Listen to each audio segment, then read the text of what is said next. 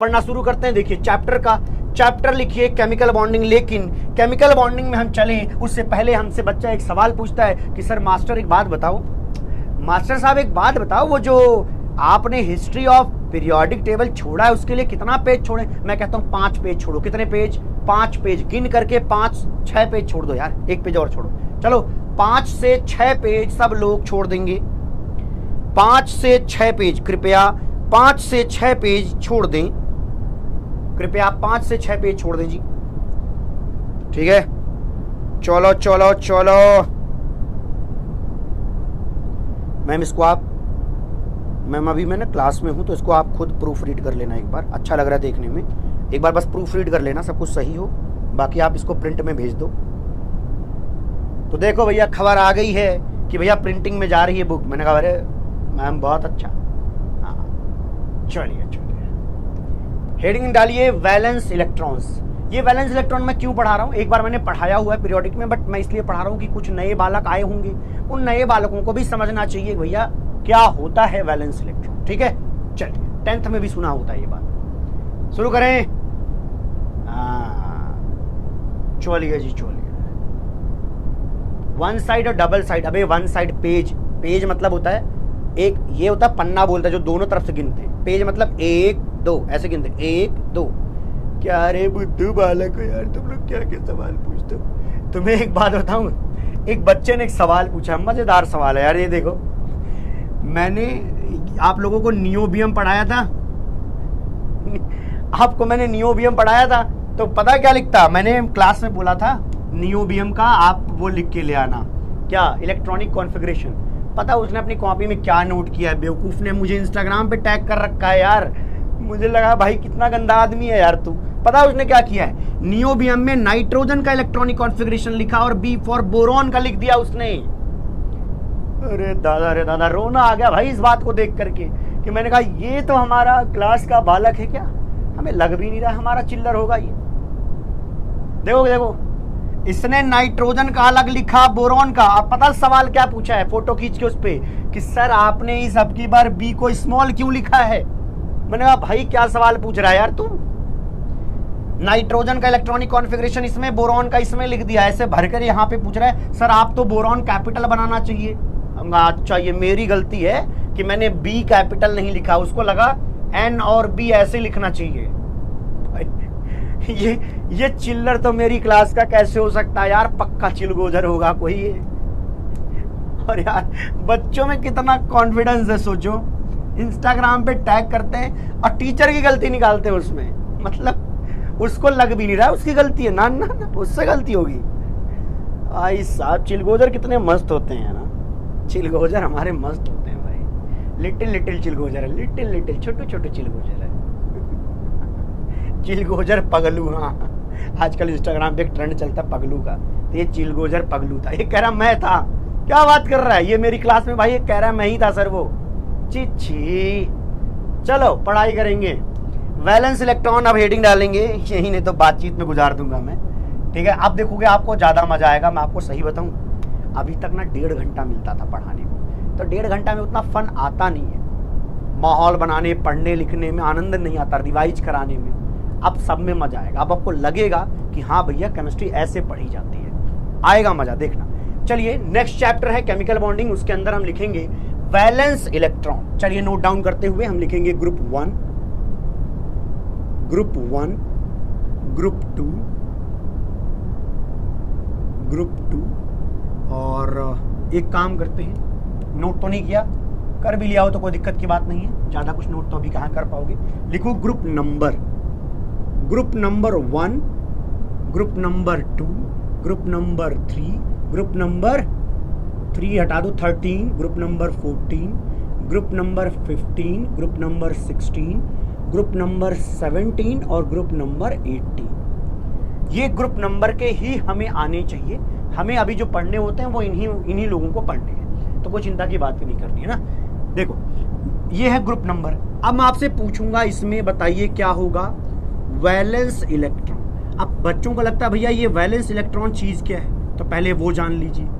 Valence electron का मतलब क्या होता है कि किसी एटम के वैलेंस सेल में, मतलब outer most shell, ultimate shell, बाहरी सेल में कितने इलेक्ट्रॉन मौजूद हैं उन्हीं को गिन लीजिए, वही नंबर जो होगा वो वैलेंस इलेक्ट्रॉन बोला जाएगा। जैसे कि अगर मैं ग्रुप नंबर 1 की बात करूं तो ग्रुप 1 में कौन कौन आता है, जैसे आपने पढ़ा होगा लिथियम, सोडियम, पोटेशियम, रुबिडियम, और कौन आता है तब सीजियम, और इसी के साथ आप हाइड्रोजन को भी लिखते हो तो यहां पर लिख देता हूं हाइड्रोजन। क्लियर है?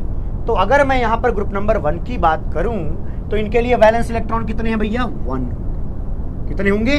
1। कृपया नोट करते चलें। जिन बच्चों ने अभी तक नहीं पढ़ी है कुछ भी, वो भी यहां से सीख सकते हैं, बस छोटी मोटी बातें पता होंगी तब भी काम बन जाएगा।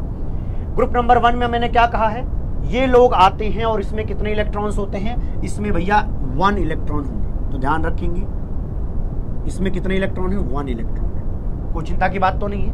नहीं। अब अगर मैं बात करूं, हाँ फ्रांसियम लिख लो, लेकिन भैया मेरे पढ़ते नहीं ना उसकी केमिस्ट्री, अभी सिलेबस में नहीं है अपने, इसलिए नहीं लिखा जाता है। चलो यहां पर मैं ग्रुप 2 की बात करें तो पता चलेगा यहां पर 2 होते हैं, जैसे कि बेरिलियम, बेटा मागे या बेटी मागे, कार, स्कूटर, यही है क्या स्कूटर का? एक बार चेक करके बताओ मुझे, क्या स्कूटर यही होता है? स्कूटर, बाप राजी, बताओ क्या स्कूटर का ये होता? नहीं सर, हमको बुद्धू समझता है आप। ये स्कूटर का क्या होगा भाई? SR। क्या हो जाएगा भैया? SR। क्लियर है भाई? ओके। अब अगर 13 की बात करें तो कौन आता है?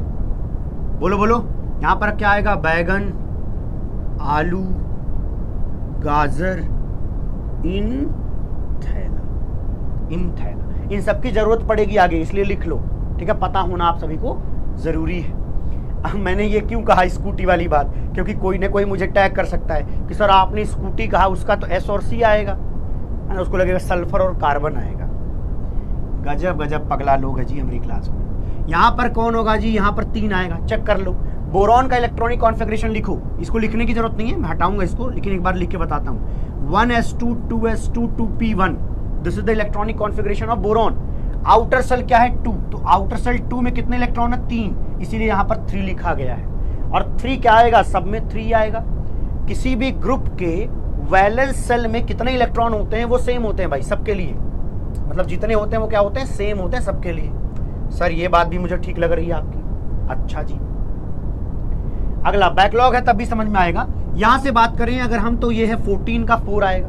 कौन कौन आता है भाई? देखो यहां पर आएगा कार्बन, कहे सीता जी सुनो प्रभु। ये पुरानी बात पढ़ा रहा हूं जानबूझ करके ताकि बच्चे को दिक्कत ना हो, ठीक है जी? कहे सीता जी सुनो प्रभु। ये 15 में क्या होगा भाई? 15 में 5 आएगा। 15 में क्या आएगा भाई? 5 आएगा, ठीक है जी? हाँ बताइए क्या आएगा? 15 को अगर हम ध्यान से लिखें तो हम लिखेंगे नाना पाटेकर ऐश्वर्या सब बीमार।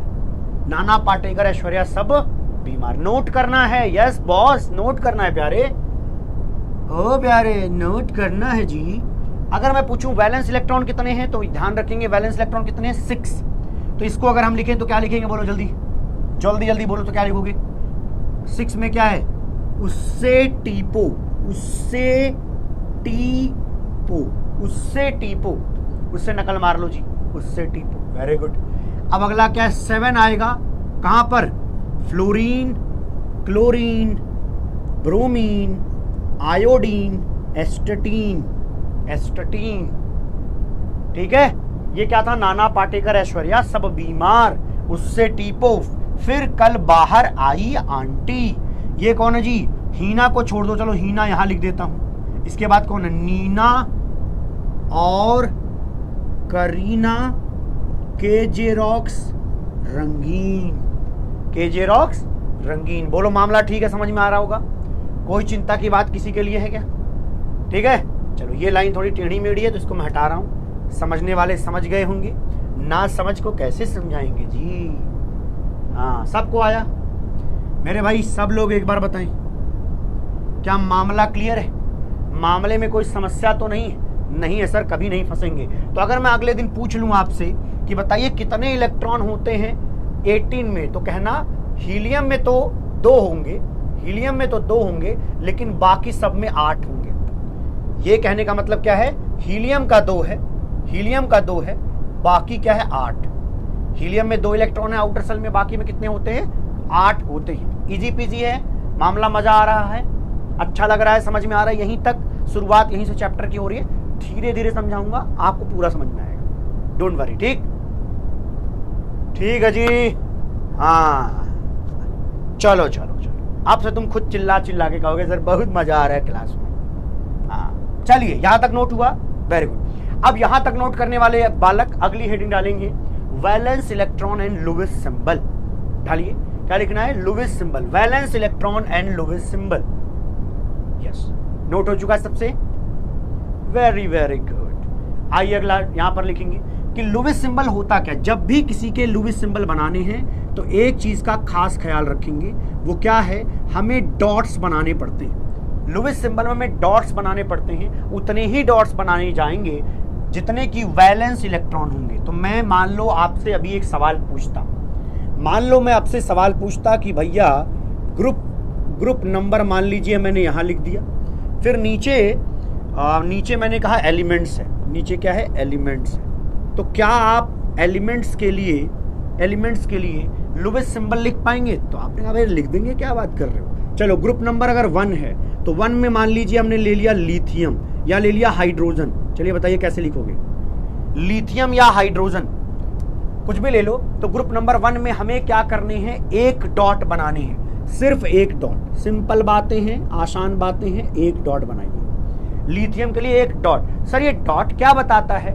डॉट जो होता है वो नंबर ऑफ वैलेंस इलेक्ट्रॉन बताता है। सर आपको ये कैसे पता कि लिथियम में एक ही डॉट बनाएंगे? अरे भैया लिथियम हमारा ग्रुप नंबर 1 का है, इसीलिए एक ही बनेगा।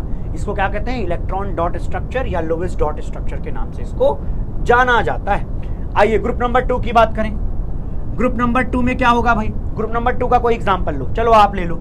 आपने कहा सर चलो ग्रुप नंबर 2 में हम मैग्नीशियम ले लें, आपको कोई समस्या तो नहीं? मैंने कहा भाई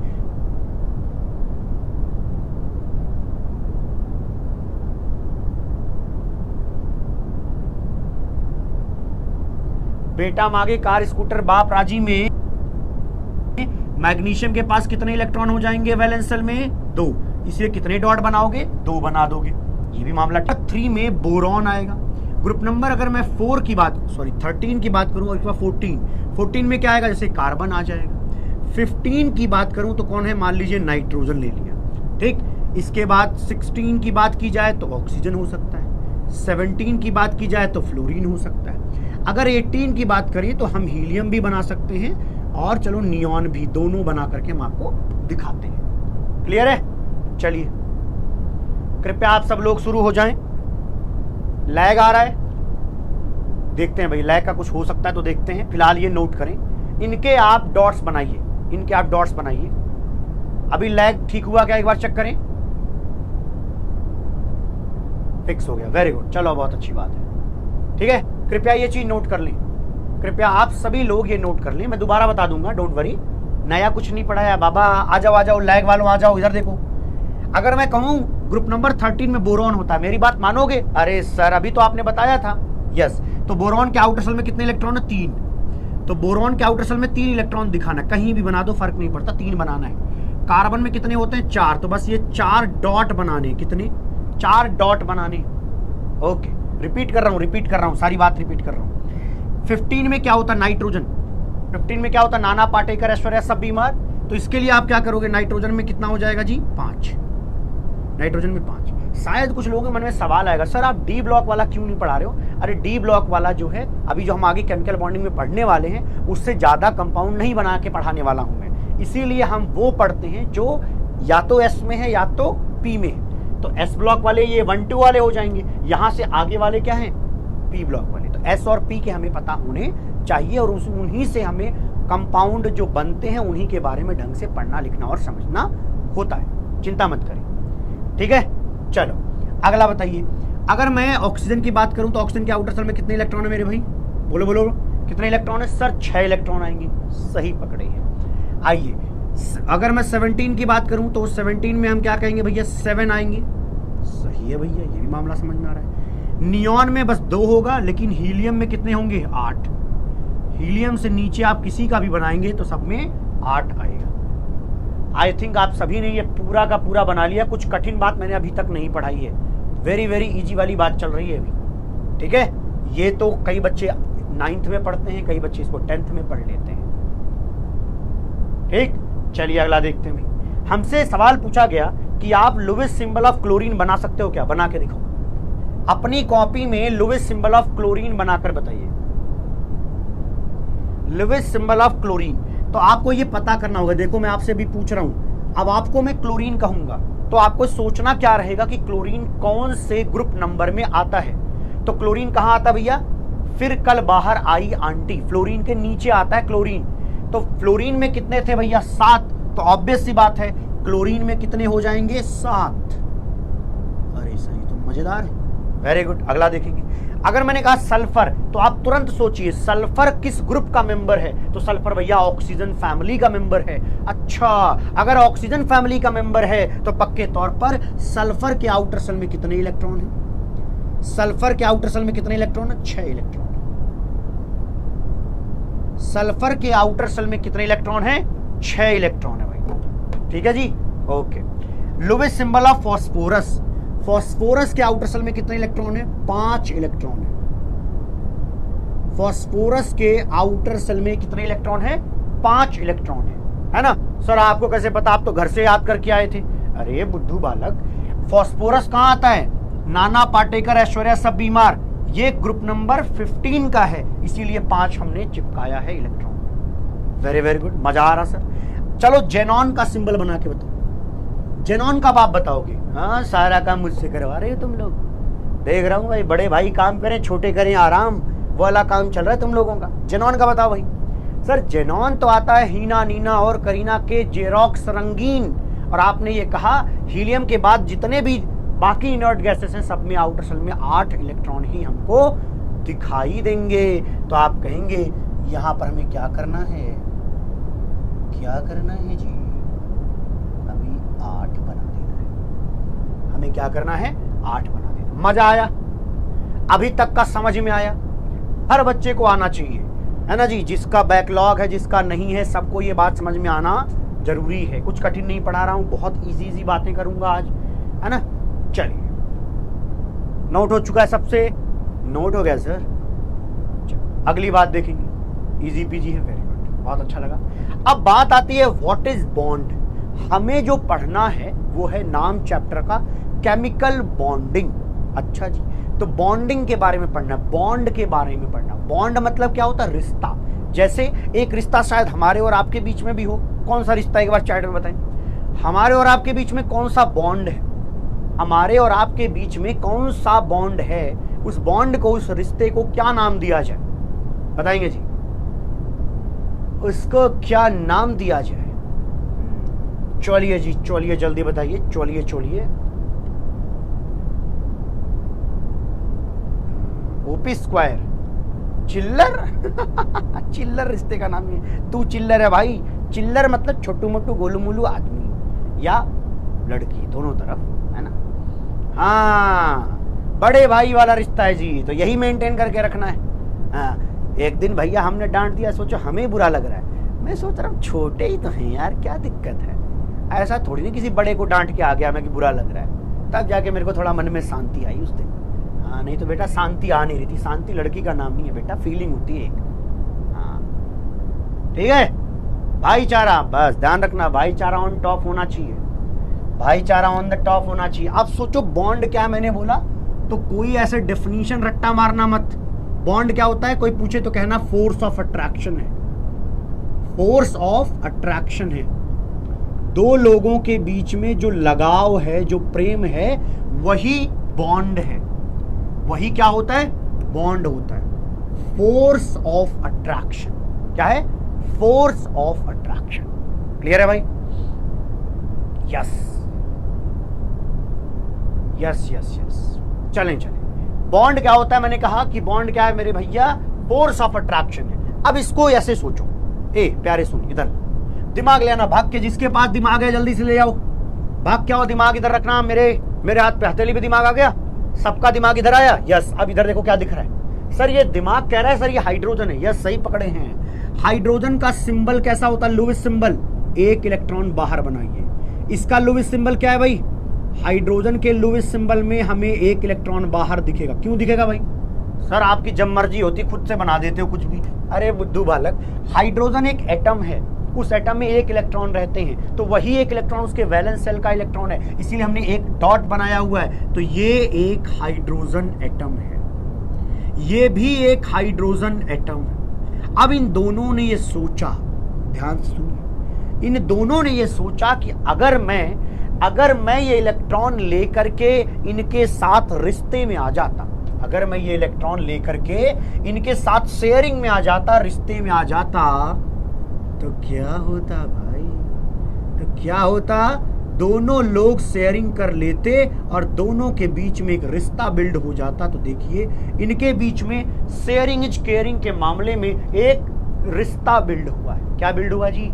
एक रिश्ता बना इनके बीच में, और इस रिश्ते के बनने की वजह से हम कहेंगे दो एटम आपस में मिलते हैं और मिलकर के एक H2 मॉलिक्यूल बनाते हैं, एक H2 मॉलिक्यूल बनाते हैं। और कुछ बच्चों ने कहना शुरू कर दिया कि सर ये कोवलेंट बॉन्ड है। अच्छी बात है, ये आगे फिर से बात होगी इस पर। अभी मैं कह रहा हूं कि यहां पर H2 मॉलिक्यूल बन रहा है। अब सुनिएगा, ध्यान सुनिएगा ये लाइन, कि आखिरकार ये रिश्ते बने क्यों, रिश्ते बनाए क्यों जा रहे हैं? ये फोर्स ऑफ अट्रैक्शन वाली फीलिंग से हमें क्या फायदा होता है? अरे फायदा होता है, लोग स्टेबिलिटी चाहते हैं, लोग स्टेबिलिटी चाहते हैं, इसीलिए। अच्छा जी, अब स्टेबल कैसे हो रहे हैं? ये एक इलेक्ट्रॉन लेकर रिएक्टिव है ना। ये क्या करता है, ध्यान सुनिएगा, आपस में जब मिलते हैं, अभी इनके पास एक इलेक्ट्रॉन है, लेकिन जब एक इलेक्ट्रॉन शेयर होता है, तो मैं आपको बता दूं, ये शेयरिंग की वजह से वो वाला इलेक्ट्रॉन इस हाइड्रोजन का भी हो गया। क्या बात कर रहे हो? ये वाला इलेक्ट्रॉन जो इस हाइड्रोजन का था वो इनका भी हो गया, और इनका वाला इलेक्ट्रॉन इस वाले हाइड्रोजन का हो गया। मतलब कि कुछ ऐसा सीन बना है, मतलब कि यहां पे कुछ ऐसा सीन बना है कि ये जो दो इलेक्ट्रॉन है वो दोनों इलेक्ट्रॉन इनके भी हैं और ये दो इलेक्ट्रॉन इनके भी हैं। इसी को तो शेयरिंग इज केयरिंग कहते हैं जी। अब ऐसा थोड़ी ना कि एक तुम्हारा एक मेरा, आओ रिश्ते बनाते और अपना इलेक्ट्रॉन शेयर ना करो, ऐसा काम नहीं करना है। यहां रिश्ते का मतलब क्या है जी? अरे बोलो, शेयरिंग इज केयरिंग का मतलब अपना इलेक्ट्रॉन तुम उसके साथ शेयर कर रहे हो। Very good. कुल मिलाकर अभी क्या हुआ, हाइड्रोजन के पास दो इलेक्ट्रॉन का जुगाड़ हो गया। कितने इलेक्ट्रॉन का? दो इलेक्ट्रॉन का जुगाड़ हो गया। हर हाइड्रोजन यहां पर दो इलेक्ट्रॉन का अगर जुगाड़ करके बैठा, डिलीट मत करना कि जो मैंने बनाया था, बस मैं खाली कलर बदल रहा हूं।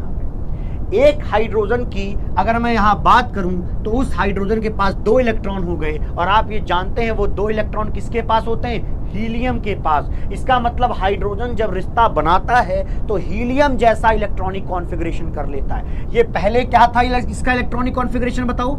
इसका इलेक्ट्रॉनिक कॉन्फ़िगरेशन था 1s1, इसका इलेक्ट्रॉनिक कॉन्फ़िगरेशन था 1s1, लेकिन आपस में जब ये मिले तो दो इलेक्ट्रॉन एक ही के पास आ गए, मतलब वो हीलियम जैसा बन गए। हीलियम कैसा होता है? हीलियम स्टेबल होता है, हीलियम इनर्ट होता है। हीलियम ना तो इलेक्ट्रॉन देना चाहता ना तो इलेक्ट्रॉन लेना चाहता, मतलब हीलियम रिएक्शन करना नहीं चाहता, मतलब हीलियम तो कैसा होता है? स्टेबल होता है। और ये अगर हीलियम जैसा बने, इसका मतलब ये भी खुद को स्टेबल कर रहे हैं। अरे अब बोलना, इतनी बात समझ में आई?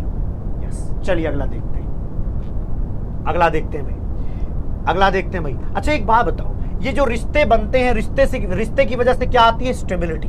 रिश्ते की वजह से क्या आती है? हम कहते हैं स्टेबिलिटी आती है। अच्छा, स्टेबिलिटी अगर आई है तो हम ये स्टेबिलिटी आती कैसे? किसी को याद आ रहा है? जब भी कहीं स्टेबिलिटी आती है, जब भी दो लोगों के बीच में कहीं फोर्स ऑफ अट्रैक्शन लगता है, तो वहां से जो एनर्जी, कुछ एनर्जी निकलती है, यहां से जो एनर्जी निकलेगी उसको हम बॉन्ड एनर्जी कहते हैं। इसको क्या कहते हैं? Bond energy. दोबारा सुनेंगे। अरे सुनो रे, ए बाबा सुनो रे, मैंने क्या बोला? दोबारा सुनो, अपनी लाइनें में दोहराता हूं। मैंने कहा दो हाइड्रोजन एटम थे, दोनों रिएक्टिव थे। रिएक्टिव मतलब इनको मौका मिले तो कहीं रिएक्शन कर सकते हैं, अपना इलेक्ट्रॉन दे करके या एक इलेक्ट्रॉन ले करके। ठीक है, ये रिएक्टिव थे। इन्होंने कहा कि यार एक हाइड्रोजन तुम हो, एक हम, दोनों लोग शेयरिंग इज केयरिंग से क्या करते हैं? यहाँ पर फोर्स ऑफ अट्रैक्शन कर लेते हैं भैया, रिश्ता बनाते हैं। और जब भी फोर्स ऑफ अट्रैक्शन दुनिया में कहीं भी लगता है तो वहां से एनर्जी निकलती है, और ये एनर्जी को हमने बॉन्ड एनर्जी क्यों कहा? भाग के आओ जल्दी बताओ। इसको हमने बॉन्ड एनर्जी क्यों कहा? क्योंकि ये एनर्जी तब निकली जब दो लोगों ने आपस में रिश्ते बनाए, जब दोनों लोगों ने मिलकर कोवलेंट बॉन्ड बनाए, तब जाकर वो एनर्जी निकली। क्योंकि बॉन्ड बनाने पर एनर्जी निकली है, इसलिए इस निकली हुई एनर्जी को नाम देते हैं बॉन्ड एनर्जी। इसीलिए एक लफ्ज जोड़ूंगा मैं अगर कहीं ये लिखूं तो क्या आप मेरी इस बात से सहमत हैं कि bond formation is an exothermic process।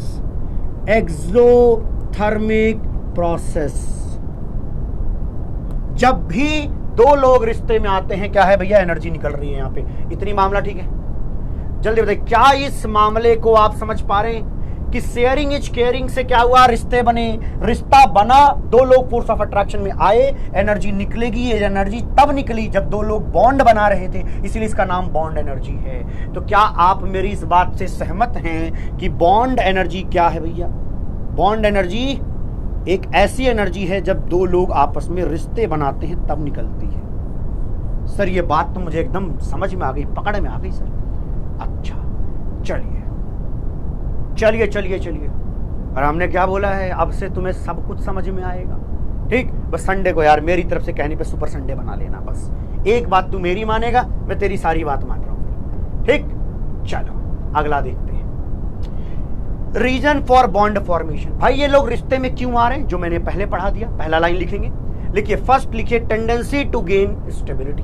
पहला पॉइंट है कि वो चाहते हैं स्टेबिलिटी पाना, खुद को वो स्टेबल करना चाहते हैं। जैसे यहां हाइड्रोजन का क्या था, ऊपर हाइड्रोजन का क्या था, 1s1 था।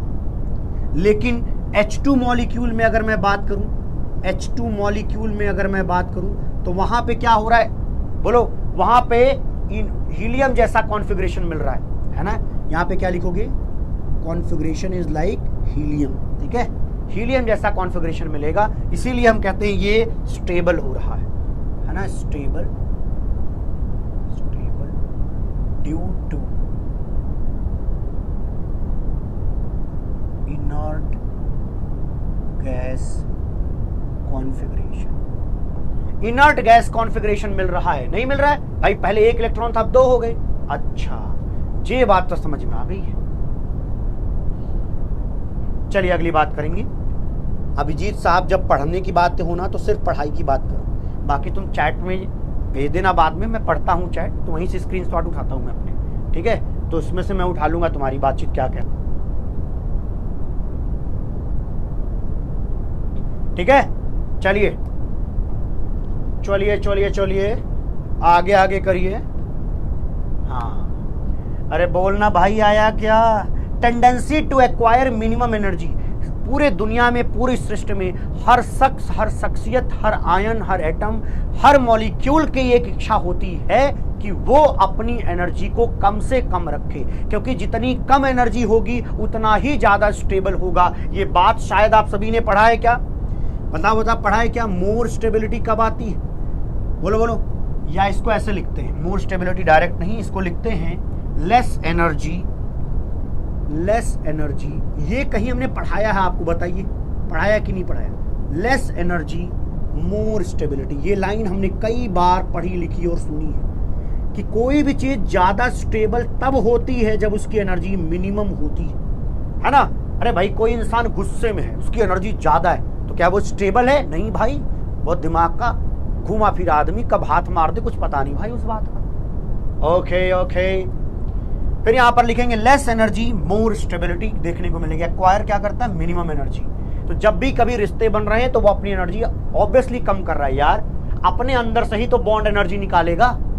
पहले मान लो इसकी एनर्जी कितनी थी, मान लो 10 किलो जूल थी, मान लो इसकी 10 थी, उसने अपने अंदर से 4 किलो जूल निकाल दी, तो अब कितनी बची इसकी? 6 बची, क्योंकि ये तो 4 निकली है ना, वो 4 ही तो बॉन्ड एनर्जी कहलाती है। ओके, नेक्स्ट चीज लिखेंगे आप सभी लोग, कृपया आप यहां पे सभी लोग लिखेंगे, कृपया यहां पर सभी लोग लिखेंगे। लिखा क्या है? Tendency to attain inert gas configuration. वो इनर्ट गैस कॉन्फ़िगरेशन गेन करना चाहते हैं, इसीलिए वो बॉन्ड का फॉर्मेशन करते हैं। कृपया सभी लोग लिखेंगे, कृपया यहां तक सभी लोग लिख ले, है ना। मजा तो आया होगा, आनंद तो आया होगा, हो ही नहीं सकता कि आनंद ना आए, है ना। मजा तो आ रहा है भाई, है ना। ओके ओके, नोट कर लो। और एक बात और है भैया, क्लासेस रोज 2 घंटे की होंगी। आपको 15 मिनट का एक अच्छा खासा गैप मिलेगा खाने पीने का, नाश्ता करने का। 2 घंटे से पहले अगर आप में से किसी ने भी ये ज्ञान दिया कि सर छोड़ दो, तो ये क्लास जो है 2 घंटे 15 मिनट पढ़ाई जाएगी। तो इसलिए मैं कोशिश करूंगा कि 2 घंटे से थोड़ा 1-2 मिनट पहले छोड़ दूं। तो इसलिए पहले नाटक ना करें, ये पढ़ाना पड़ेगा, अदरवाइज सोचो मजा नहीं आएगा। और आपको भी ये दिख रहा होगा कि जब हम लोग 1.5 घंटे पढ़ते थे तो उतना कम मजा आता था थोड़ा सा। ऐसा नहीं, थोड़ी ना कि मुझे टीचिंग नहीं आ रही थी, बट रियल बात यह कि जब टाइम ज्यादा होता है तब मजा ज्यादा आता है। ठीक है, अब मैं खुल के पढ़ा सकता हूँ क्योंकि अभी टाइमिंग का इशू नहीं है। ठीक है जी, वेरी वेरी गुड। चलिए अगली बात नोट करें, लिखिए बॉन्ड। अब बॉन्ड को बताता हूं, 2 तरीके के रिश्ते हो सकते हैं। भाई आप भी क्या करते हो, 2 तरीके के रिश्ते बनाते हो, है ना। एक रिश्ता जो आपके घर में है मम्मी और पापा के साथ, जैसे अपनी जो मम्मियाँ होती हैं उन्हीं के साथ सारे लोग ज़्यादा करीब होते हैं ना अपन। तो मम्मी जो है, ध्यान सुनिएगा, मम्मी के साथ जो रिश्ता है वो किस कैटेगरी में आता है, वो स्ट्रॉन्ग बॉन्ड की कैटेगरी में आता है। उनके साथ अपना रिश्ता कैसा, स्ट्रॉन्ग बॉन्ड है। लेकिन कुछ लोग, कुछ दोस्तियां आप ऐसी करते हो जिनका क्या हालत है भैया, वीक बॉन्ड, कमजोर बॉन्ड है। भले तुम्हें महसूस होता है कई बार कि बड़ा अच्छा बॉन्ड बनाया आपने, बाद में जब आपका कटता है तो आपको पता चलता है कि नहीं, रियल बात तो ये है कि वो वीक बॉन्ड ही था। ठीक है जी, हाँ, रोजर दैट कह रहे रोजर दैट। ठीक है, कॉपी करके रखेंगे इस बात को जो मैंने आगे बोला था कि 2 घंटे की क्लास होगी। ठीक है, चलिए जी चलिए। ठीक है दादा, तुम्हारी बात मान लेते हैं, 1 घंटा 55 मिनट पढ़ाएंगे बस। अब मत कुछ बोलना, इसमें नेगोशिएशन नहीं करनी हमें। ठीक, हाँ चलिए। अब देखिए, जो स्ट्रॉन्ग बॉन्ड है, स्ट्रॉन्ग बॉन्ड अक्सर इंटर एटॉमिक होगा। अब इंटर एटॉमिक का मतलब बताता हूं। इंटर एटॉमिक नाम से मतलब समझते हो, इंटर मतलब जानते हो क्या होता है, 2 लोग, 2 एटम। अगर यहां इंटर एटॉमिक लिखा है तो 1 एटम ये रहा, नोट मत करना भी, 1 एटम ये रहा। 2 एटम के बीच में जो रिश्ता होगा, जो बॉन्ड होगा, उसी को हम लोग क्या कहते हैं, इंटर एटॉमिक कहते हैं। ठीक है जी, 2 एटम के बीच में। लेकिन अगर मान लो 2 मॉलिक्यूल है, जैसे H2, ये तो चलो 2 हाइड्रोजन हो गया, तो इनके बीच में जो बॉन्ड है वो स्ट्रॉन्ग बॉन्ड होता है। लेकिन अगर मैं कहूं कि भैया 2 H2 मॉलिक्यूल है, अब मॉलिक्यूल के बीच में आपस में रिश्ता कैसा होगा, वो वीक बॉन्ड वाला। तो मॉलिक्यूल्स के बीच में आपस में रिश्ता क्या होता है भैया, अरे बोलना, वीक होता है। लेकिन एटम एटम के बीच वाला कैसा होता है, स्ट्रॉन्ग बॉन्ड होता है। क्या होता है प्यारे, स्ट्रॉन्ग बॉन्ड होता है। क्लियर है, ये नोट नहीं करना है, इतनी बात तो अपने आप से समझ जानी है भाई। इंटर एटॉमिक शब्द का मतलब आना चाहिए। वैसे यहां पे लिखिए inter molecular force of attraction. ठीक है जी, ओके, मजा तो आ रही है शुरू। अगला, स्ट्रॉन्ग बॉन्ड में अगर मैं कहूं तो यहां पर जो बॉन्ड एनर्जी है, यहां जब रिश्ते बनते हैं या बॉन्ड बनता है तो यहां जो बॉन्ड एनर्जी निकलती है बॉन्ड बनने पर, वो करीब करीब 200 किलो जूल पर मोल होती है। 1 मोल अगर बॉन्ड बन रहे हैं तो वहां पर 200 किलो जूल की एनर्जी निकलती है, इतने किलो जूल की एनर्जी निकलती है। तो इसका मतलब रिश्ता अच्छा है। लेकिन कमजोर बॉन्ड में क्या होता है, कमजोर बॉन्ड में यही बॉन्ड एनर्जी का जो रेंज है ना, वो रेंज बड़ा कम होता है। क्या होता है, वो रेंज बड़ा कम होता है, वो होता है 4 to 20 किलो जूल पर मोल। समझ रहे हो, मतलब बहुत कम एनर्जी निकलती है। 4 से लेकर के 20 किलो जूल पर मोल की एनर्जी निकल रही होती है। लेकिन अच्छे रिश्ते में ऑब्वियस सी बात है, आप अच्छा बॉन्ड बनाओगे, ज्यादा फोर्स ऑफ अट्रैक्शन से 2 लोगों को करीब लाओगे तो वहां ज्यादा एनर्जी निकलेगी। एवरीथिंग इज लॉजिकल भाई, है ना। चलिए नेक्स्ट, अब पढ़ेंगे अगली बात। यहां पर चलो सुनते हैं क्या होगा। यहां पर अगला नाम नोट करोगे तो पता चलेगा कि यहां पर कोवलेंट बॉन्ड आएगा। लेकिन इसके नीचे लिखेंगे कोवलेंट बॉन्ड, अगला लिखिए कोऑर्डिनेट बॉन्ड, अगला लिखिए आयनिक बॉन्ड, इसके बाद आएगा मेटालिक बॉन्ड। इस तरीके से 4 बॉन्ड इनकी कैटेगरी में आते हैं। कृपया नोट कर लें, ये क्या है इनको अभी नहीं समझना है, हे जजमान इसको बाद में समझेंगे। हम पूरे चैप्टर में इसी पर एक एक करके इत्मीनान से, प्यार से पढ़ते जाएंगे। तो अगली बात ये नोट कर लें कृपया, केवल लिखना है, ज्यादा सोचना नहीं है। यहाँ पर अगला हाइड्रोजन बॉन्ड होता है और इसके बाद वंडरवाल फोर्स ऑफ अट्रैक्शन होता है। जो कि आपको थोड़ा सा पढ़ाया गया था पीरियोडिक टेबल के चैप्टर में, ये भी सब कुछ डिटेल में बातचीत होगी। तो कृपया ये सब नोट करें। बॉन्ड को हमने 2 हिस्से में डिवाइड किया, कृपया नोट करते रहें और मैं बोलता रहूँगा। बॉन्ड 2 हिस्से में डिवाइड हुआ। एक है स्ट्रॉन्ग बॉन्ड, जिसकी कैटेगरी में 4 लोग दिखाई देते हैं। वीक बॉन्ड में हमें ये 2 लोग दिखाई देते हैं। ये क्या हैं, इनके बारे में आगे आपको पढ़ाया जाएगा, तो जजमान ये बात ध्यान रखेंगे, ठीक है। और शायद तुम लोगों को पता नहीं, मेरे पापा भाई मेरे को पता है क्या बनाने वाले थे। अरे वो तो शुक्र है मैं IIT वाईटी पास कर गया, नहीं तो बेटा मैं बहुत अच्छा बाबा बनता। एक बीच में IITian बाबा फेमस हुआ था, मेरा टैग ले गया भाई पहले। हाँ, ये टैग मेरे साथ जुड़ जाता भाई, IITian बाबा वाला। अब वो थोड़ा सा पगला टाइप का था, लेकिन मैं तो भैया बुद्धिमान बनता जी। हाँ, पढ़े लिखे आदमी है ना। हाँ, तो पापा का मेरा पता क्या था, ओ भाई साहब वो तो शुक्र मनाओ मेरे मम्मी और घर वालों का कि मैं बच गया भाई। बच के आ गया मतलब उस फील्ड में भी बहुत कमाई है जी। हाँ, समझ रहे हो, सच बता रहा हूँ, झूठ नहीं बोल रहा हूँ, सच बोल रहा हूँ, एकदम 100% सत्य है। जब 8th के बाद, जब मेरा 8th कंप्लीट हो गया, चलो आज तो मैं असली बात बता देता हूँ अपने बारे में। जब मेरा 8th कंप्लीट हो गया तो मेरे पापा ने कहा कि भैया 9th जो है ये क्या पढ़ेगा, पता है क्या पढ़ेगा, सोचिए बताओ। ये तो चलो जो पंडित वाला ये नहीं, ये छोटा मोटा काम नहीं पढ़वाना चाह रहे थे पापा भी। एक जगह एक प्राइवेट स्कूल था, और उस प्राइवेट स्कूल में, और बल्कि उसकी फीस ज़्यादा थी।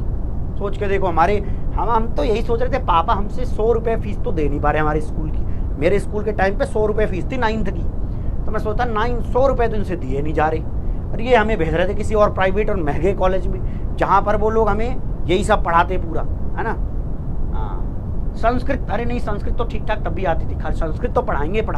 एक गुरुकुल जैसा था, बट वो पेड गुरुकुल था, सस्ता वाला गुरुकुल नहीं था, महंगा वाला गुरुकुल था। वहाँ पर ना संस्कृत, एक तो संस्कृत पढ़ाते थे, फ्रेंच पढ़ाते थे और इंग्लिश पढ़ाते थे, ठीक है। वहाँ भी प्लेसमेंट लगता था भैया।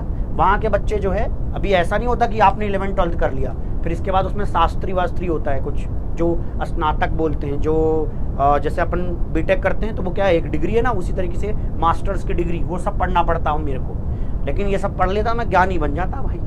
फिर इसके बाद सोच के देखो, हालांकि वहाँ भी ठीक था, यहाँ भी अपन ठीक ही कर रहे हैं, कोई ऐसा खराब काम तो नहीं कर रहे। देख रहे हो किताब उताब लिख रहा हूँ मैं, अच्छी किताब, और वो भी लेवल की किताब लिखी है। हाँ, जो इनऑर्गेनिक केमिस्ट्री की बुक लिखी है ना बेटा, बाजार में बेस्ट बुक बनेगी अगले 1 साल के बाद। अगले 1 साल के अंदर उसको बेस्ट बुक बना देंगे, हर घर तक पहुँचाएंगे जब। और कंटेंट में जब दम दिखता है ना भाई, जब दम दिखता है तो आदमी खुद खरीदता है और 4 लोगों को और रेकमेंड करता है, क्योंकि उस बुक में वो दम मैंने डाला है, वो क्रिएटिविटी का लेवल है कि मज़ा और आनंद तो बच्चे को जरूर आएगा।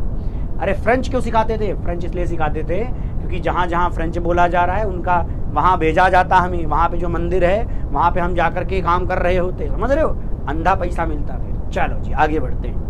IITian बाबा का छूट गया थोड़ा सा, बाबा नहीं बन पाया मैं, कोई नहीं, जो भी बन पाया ठीक ही कर रहा हूँ। अगला देखेंगे, अगली हेडिंग डालेंगे कोवलेंट बॉन्ड। अगली हेडिंग डालेंगे कोवलेंट बॉन्ड। फिर वहाँ मेरा नाम होता OP स्क्वायर बाबा।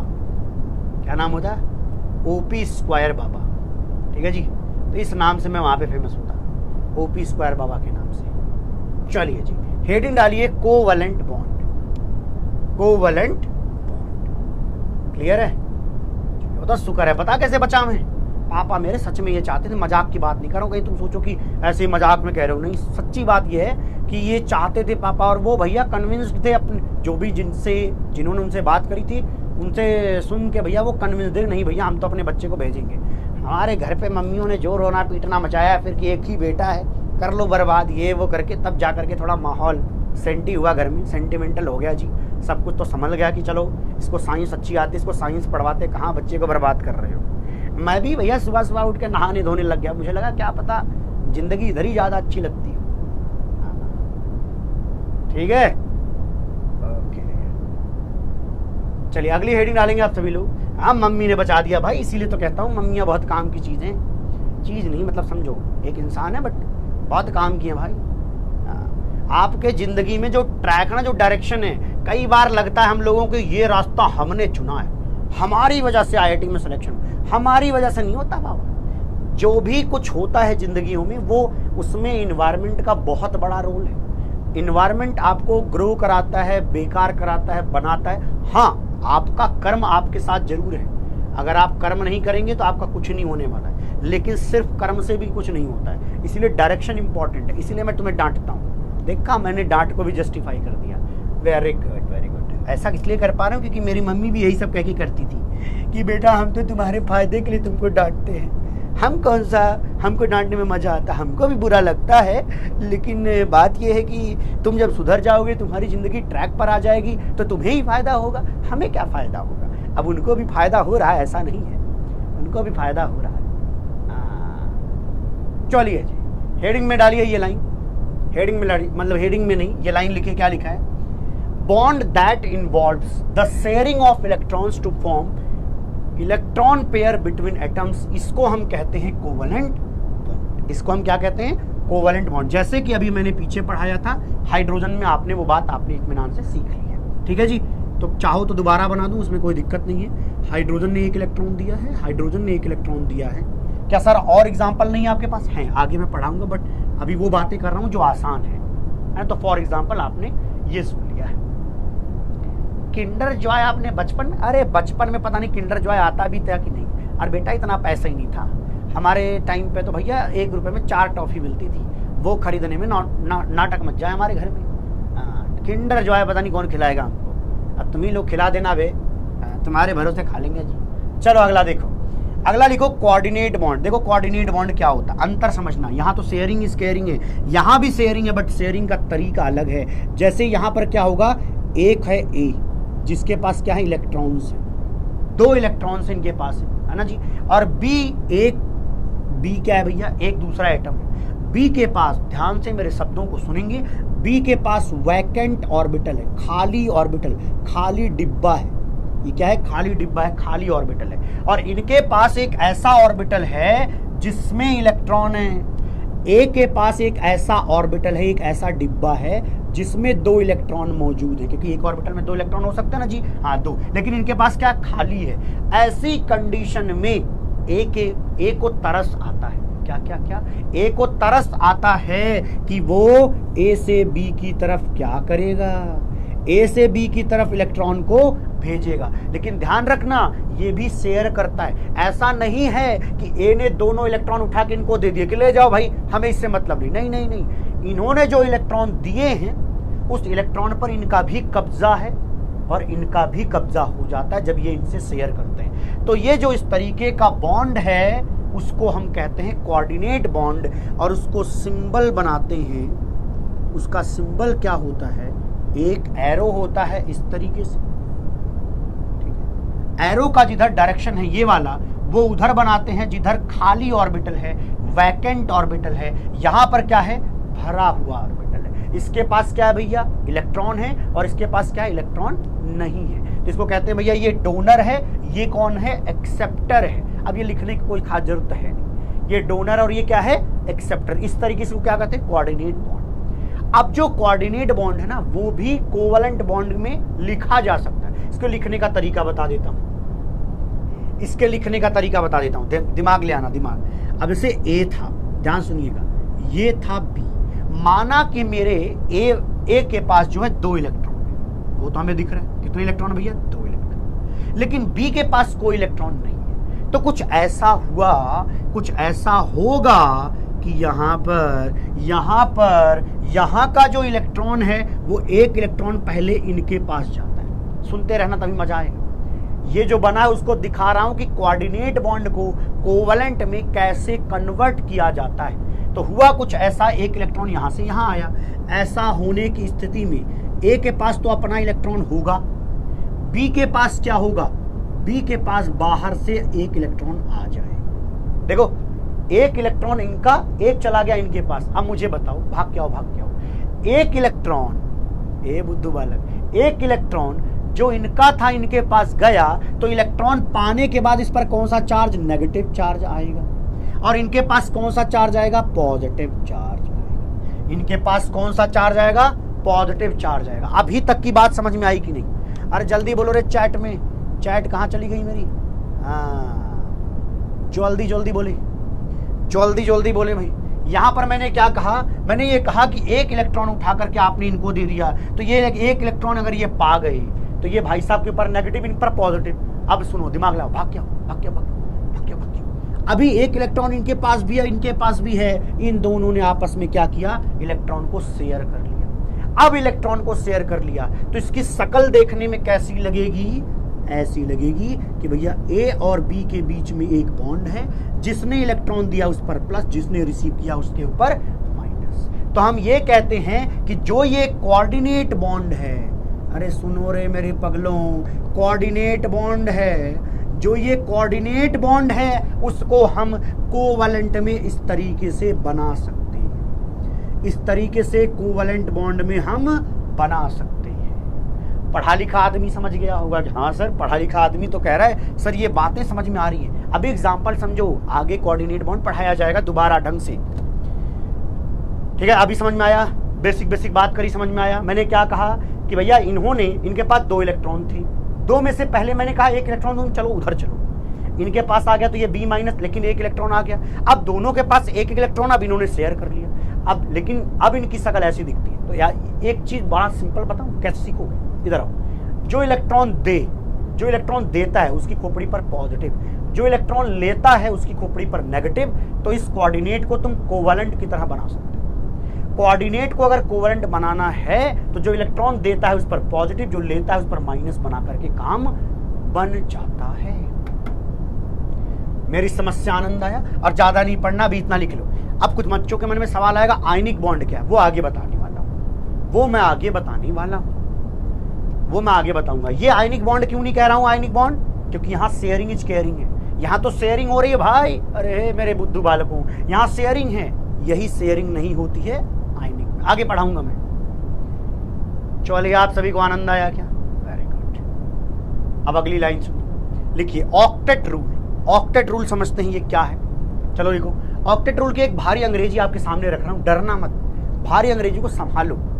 डरना नहीं होता जी, संभालना होता। संभालिए, ये अंग्रेजी धीरे धीरे नोट करेंगे अपन, दर्द मत लेना है ना, सिखाने जा रहा हूं। सुनो, पहला पॉइंट है ट्रांसफर ऑफ इलेक्ट्रॉन। पहला पॉइंट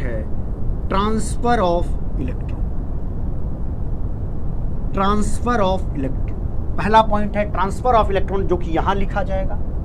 दूसरा होगा शेयरिंग ऑफ इलेक्ट्रॉन, SH। दूसरा है शेयरिंग, SH। ये भैया कैपिटल लिखना था इसलिए, शेयरिंग ऑफ इलेक्ट्रॉन्स की शेयर। 2 तरीके से इसको पढ़ा और देखा जाता है, ठीक है। अंग्रेजी है, अंग्रेजी मतलब definition, symbol of coordinate. Sir अरे ये बताया तो है बुद्धू, ये सिंबल होता है कोऑर्डिनेट बॉन्ड का, ये वाला कोऑर्डिनेट बॉन्ड का ये सिंबल है, ठीक है। चलो ये अंग्रेजी लिखना रे, चैट थोड़ी देर ऑफ कर रहा हूं, समझाने चल रहा हूं, समझने पर ध्यान देंगे। लिखना बंद कर दो, लिखना बंद करके मेरी बात सुनोगे। मैंने कहा ट्रांसफर ऑफ इलेक्ट्रॉन, इससे कैसे बॉन्ड बनता है पहले वो समझो, फिर आते हैं ऑक्टेट रूल क्या है, ठीक है। चलिए एक बात बताइए, सोडियम के आउटर सेल में कितने इलेक्ट्रॉन हैं और क्लोरीन के आउटर सेल में कितने इलेक्ट्रॉन हैं? सर हमको आप अनपढ़ समझता, यही आपकी दिक्कत। अरे नहीं छोटे, अरे तुम्हें पढ़ा लिखा समझता हूँ, इसलिए कह रहा हूँ कि सोडियम के आउटर सेल में 1 इलेक्ट्रॉन होता है। ये जो सोडियम है ये कहाँ पे है? ग्रुप नंबर 1 में आता है। और क्लोरीन कहाँ पे आता है भाई? अरे बोलना प्यारे, क्लोरीन किस में आता है? क्लोरीन भैया 17th में आता है। तो 7 इलेक्ट्रॉन क्लोरीन के आउटर सेल में, 1 होगा सोडियम के आउटर सेल में। ये जो मैंने बनाया है इसमें आप ध्यान से सुनेंगे, मेरे लफ्जों को पकड़ने की कोशिश करेंगे तो आपको समझ में पूरा आएगा। अगर मैं सोडियम का इलेक्ट्रॉनिक कॉन्फ़िगरेशन लिखता तो मैं क्या लिखता? मैं लिखता, बोलो क्या लिखता है भाई? सोडियम के लिए मैं लिखता, बोलो नियॉन। बल्कि एक काम करता हूँ, नियॉन नहीं, पूरा लिख दूँ, लिख ले जाओगे तुम लोग? लिख लेंगे सर। चलो इलेक्ट्रॉनिक कॉन्फ़िगरेशन लिख के बताओ मुझे। चलो इनका भी इलेक्ट्रॉनिक कॉन्फ़िगरेशन लिख के बताओ। यहाँ पर आप ऐसे लिखिए जैसे 1s2, 2s2, 2p6, फिर क्या लिखते हो बोलो? 3s1। ये हमने लिखा सोडियम का। अब क्लोरीन का लिखो। क्लोरीन का लिखोगे तो क्लोरीन में मुझे कितने की जरूरत है?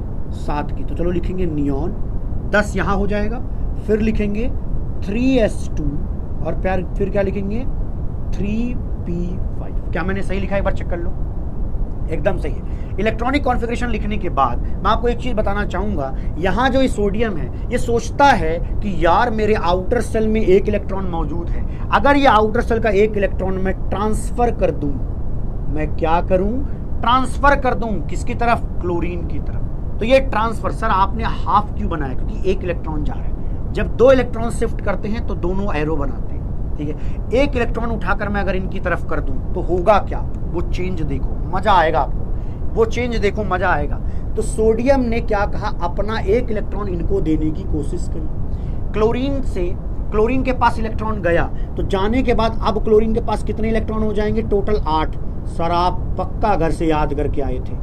अबे भाई बुद्धू मेरे, हे भैया प्रिय बालक, यहाँ पर देखो 7 इलेक्ट्रॉन आउटर सेल में है, एक पाकर कितने हो गए, अच्छा 8 हो गए। मामला समझ में आ गया। सोडियम की अगर मैं बात करूं तो सोडियम ने अपने इलेक्ट्रॉन दे दिए, तो सोचो सोडियम के ऊपर कौन सा चार्ज आया, पॉजिटिव। क्लोरीन ने इलेक्ट्रॉन ले लिए तो इस पर कौन सा चार्ज आया, नेगेटिव। क्या ये बात समझ में आई? इतनी बात समझ में आई कि मैंने जो बोला कि क्लोरीन एक इलेक्ट्रॉन पाकर 8 इलेक्ट्रॉन आउटर सेल में करता है, ये एक इलेक्ट्रॉन दे चुके हैं। अब दिया क्यों वो समझना है कि भाई क्यों दिया, भाई ऐसे थोड़ी ना कि भांग पिया हुआ था इसने, सब भैया रिश्ते बड़ी चालाकी से बनते हैं। ये बात जान लो, दुनिया में जितने रिश्ते बनते हैं बड़ी चालाकी से बनते हैं, अपना बेनिफिट देखते हैं लोग। हाँ तो यहाँ देखो 1s2 2s2 2p6, क्योंकि 3s तो खाली हो गया, इसी का इलेक्ट्रॉन तो आपने ऊपर हटा के रख दिया, तो ये बन गया। यहाँ क्या हुआ, ये हो गया नियॉन, ये कैसा हो गया भैया देखो 3s2, यहाँ पे क्या हो जाएगा 3p6। भाई एक इलेक्ट्रॉन यहाँ से गया तो ये कितना हो गया, p5 में p6। अब एक बात आपको समझ में आई होगी, पता है क्या, देखो इसके आउटर सेल में कितने इलेक्ट्रॉन चेक करो, इसके आउटर सेल में कितने इलेक्ट्रॉन है, इसके आउटर सेल में चेक करो कितने इलेक्ट्रॉन चेक करो भैया। इनके आउटर सेल में हमने चेक किया तो कितने इलेक्ट्रॉन है, 8 इलेक्ट्रॉन, 8 इलेक्ट्रॉन सर। इनमें हमने चेक किया तो यहाँ पे भी 8 इलेक्ट्रॉन। अब सवाल ये आता है कि आखिरकार ये 8 इलेक्ट्रॉन का लोचा क्या है, आखिरकार ये लोग 8 इलेक्ट्रॉन का जुगाड़ क्यों कर रहे हैं, आखिरकार ये अपना इलेक्ट्रॉन क्यों देना चाहते हैं 8 इलेक्ट्रॉन बनाने के लिए। तो सवाल यहाँ पे आके अटकता है कि देख मेरे प्यारे, इनर्ट गैस में है नियॉन, आर्गन, क्रिप्टन, जेनॉन, इन लोगों के आउटर सेल को जब आप देखते हो तो वो NH2NP6 दिखता है, NH2NP6 दिखता है। तो इन सबको ये लग रहा है कि अगर मैं भी अपनी शकल इनसे मिलता जुलता कर लूंगा तो मैं भी स्टेबल हो जाऊंगा, और ये कुछ हद तक सही भी होता है, ठीक है। इसीलिए इन्होंने अपने अंदर से वो इलेक्ट्रॉन निकाल दिए जो एक्स्ट्रा लग रहे थे, इनको दे दिए, तो बाकी 8 इलेक्ट्रॉन हो गए। देखो ये किनारे वाला आउटर सेल मैच कर रहा है, यहाँ पे भी आउटर सेल मैच कर रहा है। इसका मतलब है कि ये लोग स्टेबिलिटी पाने के लिए इलेक्ट्रॉन का लेन देन करते हैं, तो इलेक्ट्रॉन के लेन देन को ही तो ट्रांसफर ऑफ इलेक्ट्रॉन कहते हैं। और 8 इलेक्ट्रॉन करना चाहते हैं ये लोग अपने वैलेंस सेल में, 8 इलेक्ट्रॉन करना चाहते हैं अपने वैलेंस सेल में, तो कहते हैं to get stabilise, to complete their octet. इसीलिए अपने क्या चाहते हैं, आउटर सेल में 8 इलेक्ट्रॉन चाहते हैं। अब कई बच्चों को लगता है सर इसका नाम ऑक्टेट क्यों है, ऑक्टेट का मतलब होता है सेट ऑफ 8, सेट ऑफ 8 को कहते हैं ऑक्टेट। ऑक्टेट 8 चीजों का सेट, ऑक्टेट। 8 केला एक साथ रखा गया है तो ऑक्टेट हो गया वो, ठीक है जी। तो इसलिए 8 इलेक्ट्रॉन के लिए है, ऑक्टेट पूरा कर रहे हैं इलेक्ट्रॉन के मामले में। अभी मामला समझ में आया, यस सर ये वाली बात तो समझ में आई। चलिए ये वाली बात अब इधर बताइए, शेयरिंग ऑफ इलेक्ट्रॉन्स की अगर मैं बात करूं तो मैं यहां पर एग्जांपल लूंगा फ्लोरीन का। फ्लोरीन के आउटर सेल में कितने इलेक्ट्रॉन है, सर मुझे किसी ने बताया था, बाजार में एक आदमी घूम रहा था, नाम था उसका ओम पांडे, उसने कहा कि भैया 7 इलेक्ट्रॉन होते हैं। और हमने पूछा उनसे सर कि क्या क्यों होते हैं, तो उन्होंने कहा कि फ्लोरीन कहाँ का है भैया, फ्लोरीन होता है ग्रुप नंबर 17 का, और उनके आउटर सेल में सारे एलिमेंट्स में चाहे फ्लोरीन हो, क्लोरीन हो, ब्रोमीन हो, आयोडीन हो, आउटर में 7 इलेक्ट्रॉन होंगे। अच्छा 2 फ्लोरीन को हमने ऐसे देखा और फिर हमने कहा देखो एक काम करो फ्लोरीन तुम लो, एक इलेक्ट्रॉन शेयर कर लो। अगर आप एक इलेक्ट्रॉन शेयर कर लोगे तो भैया 7 रहे तुम्हारे, एक इनका हो गया टोटल 8, और इनके रहे 7, इनका मिलाया 1 तो हो गए टोटल 8। मतलब 8 इलेक्ट्रॉन का जुगाड़ करना तुम्हारे लिए बड़ा आसान हो जाएगा। ये देखिए तुम्हारा ऑक्टेट कंप्लीट हो गया, इस फ्लोरीन का ऑक्टेट कंप्लीट हो गया। सेम तरीके से ये वाला भी अपना ऑक्टेट कंप्लीट कर लेगा सेम तरीके से। वाह सर मजा आ रही है, सही बताऊं तो मजा आ रही है सर। 8-8 इलेक्ट्रॉन का पेयर। अब देखो, अब ये अंग्रेजी पढ़ो, तुम ऐसे धड़ल्ले से उड़ा दोगे तुम अंग्रेजी को। आओ आओ भैया। ए बाबा, अरे बाबा सुनो रे, क्या लिखा है यहाँ पर? एटम्स कैन कंबाइन, एटम्स आपस में जुड़ सकते हैं, रिश्ते बना सकते हैं। Either by transfer of electron, या तो ट्रांसफर ऑफ इलेक्ट्रॉन से आपस में रिश्ते बनाते हैं, from one atom to another atom, one atom to another atom, या शेयरिंग करते हैं, या तो शेयरिंग करते हैं। किस लिए? ताकि आउटर में 8 इलेक्ट्रॉन का जुगाड़ बन सके, और इसी को हम लोग ऑक्टेट रूल करते हैं। क्या क्या? ऑक्टेट रूल कहते हैं। आई थिंक आप सभी को मजा आया हो, आनंद आया हो, समझ आया हो। कोई बच्चा कह रहा है कि सर थोड़ा कठिन कराओ, अरे आगे कराऊंगा। अच्छा, एक बात हमें और भी जाननी है, सच्ची बताना। देखो, पीरियोडिक टेबल में मैंने पूरा कंटेंट पढ़ाया है, कोई दिक्कत नहीं है, ठीक है। तो शायद आप लोगों को थोड़ा इलेक्ट्रॉन गेन एंथैल्पी में कम समझ में आया, रिवीजन से आ जाए, निश्चिंत रहना। मैं कह रहा हूँ रिवीजन से आ जाएगा तो आ जाए, पहली। दूसरा, मुझे एक चीज़ ये जानना है कि भैया किस लेवल का खुद पढ़ना चाहते हो, मेरे को ये भी बताओ भाई, किस लेवल का आप पढ़ना चाहते हो। उस भाई एक लेवल तो ये है कि आपको नॉर्मल पढ़ा दूँ, आप खुश रहो, मैं भी खुश रहूँ, है ना। लेकिन एक लेवल वो है जिसमें मैं अनकंफर्टेबल रहूँ और तुम भी कुछ अनकंफर्टेबल फील करो एक दिन के लिए, लेकिन अगले दिन फिर मजा आएगा। तो बीच बीच में अनकंफर्टेबल डेज डालूं या तुम्हें खाली मजा आए, बट डिसाइड करो तुम्हें करना है, ये डिसाइड करो तुम्हें करना है बाबा, ऐसे काम नहीं बनेगा। एक होता है ड्यूप्लेट ऑफ इलेक्ट्रॉन, ये कहां देखने को मिलेगा? सिर्फ हाइड्रोजन के केस में, सिर्फ हाइड्रोजन के केस में ये ड्यूप्लेट ऑफ इलेक्ट्रॉन। आपको एडवांस चाहिए, कट्टर एडवांस चाहिए, क्या चाहिए? चैट में बताओ, चैट में बताओ। अभी देखो ये चैप्टर शुरू हुआ है, तो शुरू में तो आपको आसान बातें पढ़ाई जाएंगी, लेकिन 2 लेक्चर के बाद, 2 लेक्चर तक हो सकता है कि लेवल लो लगे। आफ्टर दैट क्या होगा, आपको भैया एक लेवल पढ़ाया जाता है। मैं हर बार पढ़ाता हूँ, हर साल पढ़ाता हूँ। पिछले साल भी अच्छा एकदम हाई लेवल लेके गया, और बच्चों ने क्या मजे लिए हैं भाई इनऑर्गेनिक केमिस्ट्री में, अर्जुना वालों ने। पिछले बार मैंने अर्जुना 2.0 पढ़ाया था, उसमें मैंने इनऑर्गेनिक पढ़ाई थी। तो जिस लेवल पे जाया जा सकता उतना गए। अब बताओ, क्या उससे थोड़ा सा और ऊपर जाएं, क्या उससे थोड़ा और ऊपर जाएं, या थोड़ा नीचे रखें? बताइए भैया। चैट चाहिए, चैट कह रहा है कट्टर एडवांस पढ़ाइए। वेरी वेरी, तो कट्टर एडवांस ही पढ़ाएंगे। ध्यान रखना, कुछ दिन ऐसे आ सकते हैं कि जिसमें कठिनाई महसूस होगी, बट भरोसा रखना मेरे ऊपर। हमारा भाई इधर खड़ा है, सब संभाल लेगा। मैं तुम्हें कह रहा हूँ सब संभाल लेगा, मतलब सब संभाल लेगा। चिंता तुम्हें क्या करनी है? नहीं करनी। चिंता किसको होनी है? पांडे जी करेंगे, तुम्हें नहीं करनी है, ठीक। चलिए, लेवल ऊपर ही रहेगा भाई, लेवल नीचे नहीं करेंगे। पिछले बार वालों से थोड़ा सा और एक्स्ट्रा ऐड करके ले आएंगे, अलग अलग एग्जांपल लाएंगे, ठीक है। चलिए अगला लिखिएगा, लुईस डॉट सिंबल में H2 मॉलिक्यूल बनाना है। तो आपको ये पहले से आता है, मत बनाना इसको, मैं बना के बस नोट्स में दे दूंगा, ये पहले बना चुके हो तो, ठीक है। अब मुझे H2 मॉलिक्यूल के अंदर ये पता करके बताना है क्या होता है नॉन बॉन्डिंग इलेक्ट्रॉन। यहाँ कितने ऐसे इलेक्ट्रॉन हैं जो बॉन्ड नहीं बनाते, तो इसको शॉर्ट फॉर्म में मैं कहूंगा नॉन बॉन्डिंग इलेक्ट्रॉन, ठीक है जी। कट्टर चलेगा जी, कट्टर, हाँ वेरी गुड वेरी गुड। अच्छा लेवल ही आएगा दादा, अच्छा लेवल ही पढ़ाऊंगा, कुछ कम और कमतर नहीं होगा, ठीक है। ओके, मजा आएगा, तभी मजा आएगा भाई। अभी आसान पढ़ते रहो, बट धीरे धीरे बीच बीच में फ्लेवर आएगा, फ्लेवर जहाँ कठिन लगेगा। कोई नहीं, कठिन चीज को ही आसान बनाना मेरी आदत है जी। आइए, कोई चिंता की बात नहीं। आइए चैट में हम नोट करें, पहले इधर अब नोट करें, चैट से हट करके नोट करें कि भैया non bonding electron lone pair क्या होता है। लोन पेयर का मतलब होता है pair of non bonding electron.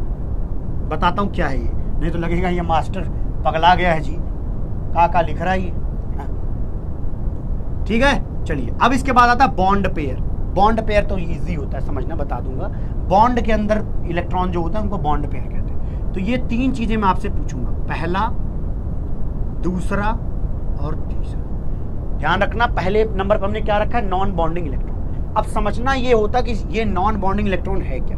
The first thing is non bonding electron. यहां कितने इलेक्ट्रॉन ऐसे हैं जो बॉन्ड नहीं बना रहे हैं, बताओ यहां कितने इलेक्ट्रॉन ऐसे। सर क्यों मजाक कर रहे हो मेरे साथ, यहां पर सर इसके पास एक इलेक्ट्रॉन था, इसके पास एक इलेक्ट्रॉन था, दोनों ने मिलकर आपस में रिश्ते बना लिए। इसका मतलब ऐसा कोई इलेक्ट्रॉन मौजूद ही नहीं है, ऐसा कोई इलेक्ट्रॉन यहां मौजूद ही नहीं है जो बॉन्ड ना बनाता हो, इसलिए यहां पर आएगा जीरो। इसलिए यहां पर क्या आएगा, जीरो आएगा। अब दूसरा बताओ भाई, दूसरा बताओ भाई, क्या दूसरा पूछा, लोन पेयर। तो लोन पेयर क्या होता है, मैंने क्या बोला, लोन पेयर क्या होता है, एलपी लिखूंगा मैं, लोन पेयर मतलब एलपी, लोन पेयर। अब भैया एक बात बताओ, जब इन जीरो है तो पेयर कहां बनाओगे, इनका भी जीरो है। जब नॉन बॉन्डिंग इलेक्ट्रॉन ही नहीं है तो उसका पेयर कैसे बनेगा। ठीक है जी। Third point is bond pair, BP. नहीं ये बॉइलिंग पॉइंट नहीं है बाबा, है ना। अब बॉन्ड पेयर मतलब दो इलेक्ट्रॉन ने मिलकर एक बॉन्ड बनाया, तो एक बॉन्ड में कितने इलेक्ट्रॉन पेयर, दो, है ना। तो इसको क्या कहते हैं, दो इलेक्ट्रॉन मिलकर एक बॉन्ड बना रहे हैं, इसलिए बॉन्ड पेयर कितना, एक। ध्यान देना, अरे बुद्धू, दो लोग पेयर कहलाते हैं ना, दो लोगों को एक पेयर कहते हैं, तो दो इलेक्ट्रॉन एक पेयर कहलाता। मजा आया होगा। ओके, अगला सवाल, F2 के लिए सेम चीज बताना है। सब लोग F2 के लिए ट्राई करें, अभी आसान ही करवाया जाएगा, है ना, भागने की जरूरत नहीं है। फ्लोरीन के आउटर शेल में कितने इलेक्ट्रॉन थे, सर 7। इन्होंने सोचा कि 8 इलेक्ट्रॉन का जुगाड़ किया जाए, तो पहले ये बनाइए, लुईस डॉट सिंबल बनाइए। लुईस डॉट सिंबल बनाने के बाद पता चला इन्होंने आपस में रिश्ते में शेयरिंग करी। Very good. हमसे पूछा गया पहला क्या है, पहले की वैल्यू क्या आएगी बताइए, दूसरे की क्या आएगी बताइए, तीसरे की क्या आएगी बताइए। चलो भैया आप डायरेक्ट बताओ, पहला क्या है, non bonding electron. Non bonding electrons कितने हैं, तो देखो 2, 2 4, 2 6, 2 8, 2 10, 2 12। 12 इलेक्ट्रॉन यहां ऐसे हैं जो नॉन बॉन्डिंग है, 12 इलेक्ट्रॉन यहां ऐसे हैं जो नॉन बॉन्डिंग है। पेयर नहीं कह रहा हूं बुद्धुओं, ये नॉन बॉन्डिंग इलेक्ट्रॉन्स हैं, पेयर नहीं। अगले में पेयर पूछूंगा, अगले में है लोन पेयर। लोन पेयर क्या होता है, pair of non bonding electron. अब इस 12 को अगर मैं पेयरिंग कर दूं तो कितने बचेंगे, 6 बचेंगे। कैसे बचेंगे, देखो 1 pair, 2 pair, 3 pair, 4 pair, 5 pair, 6 pair. तो ये जो 6 पेयर्स दिख रहे हैं इन्हीं को हम लोन पेयर्स कहते हैं। अगला, अब बताइए बीपी क्या होगा भाई, बॉन्ड कितने बने, 1, जितना बॉन्ड उतना पेयर। ओहो मजा आ रही है सर। अगला क्वेश्चन कराइए। नेक्स्ट क्वेश्चन इज ठीक है, नेक्स्ट क्वेश्चन रिलेटेड है O2 से। ठीक है, O2 के लिए देखना भैया, ऑक्सीजन और ऑक्सीजन, कृपया ध्यान देते जाना, ऑक्सीजन और ऑक्सीजन ध्यान देना। एक बात बताओ, ऑक्सीजन के आउटर सेल में कितने इलेक्ट्रॉन है, सर ऑक्सीजन के आउटर सेल में जहां तक हमने पढ़ा है सर 6 इलेक्ट्रॉन होते हैं। ऑक्सीजन के आउटर सेल में टोटल 6 इलेक्ट्रॉन होते हैं। ऑक्सीजन के आउटर सेल में कितने, 6 इलेक्ट्रॉन हैं, तो 6 हैं, इसको करने हैं कितने, 8। सर 8 करने के लिए इसको 2 इलेक्ट्रॉन की शेयरिंग लगेगी, तो एक बॉन्ड बनाया उसने यहां शेयर किया, एक और कर दिया। अब बताइए इस ऑक्सीजन के अपने 6 और ये 2 कितने हो गए, 8। इसके अपने 6 और इसके ये 2 मिलके कितने हो गए, 8। क्लियर है मामला। अरे नहीं समझ पाए क्या, कैसे नहीं समझ लाए बाबू, देखा ये बाबू हिया। देखो ये समझ में आया, ये समझ में आया जो अभी बनाया, यस। तो अगला बनाओगे तो ये ऐसे बनाओगे। वैसे मैं ये बनवाता नहीं हूँ यार, ये 7th 8th 9th 10th के बच्चे करते हैं। अब तुम लोग 11th में हो यार, वो भी जेई की प्रिपरेशन कर रहे हो, तुम लोग ज्वाला आदमी हो यार, काहे अपनी बेइज्जती कराना चाहते हो। डबल बॉन्ड क्यों आया, अरे क्योंकि इसके पास 6 थे, 2 लेगा तभी तो 8 होगा, सबको 8 करने की बात थी। चलो 1 की वैल्यू बताओ, चैट में मुझे 1 की वैल्यू चाहिए, 2 की वैल्यू चाहिए और 3 की वैल्यू चाहिए। चलो अगर मैं पूछूं नॉन बॉन्डिंग इलेक्ट्रॉन कितने, लोन पेयर कितने, चैट में चाहिए भाई, चैट में, चैट वालों जोश में आओ एक बार, जोश दिखना चाहिए भाई।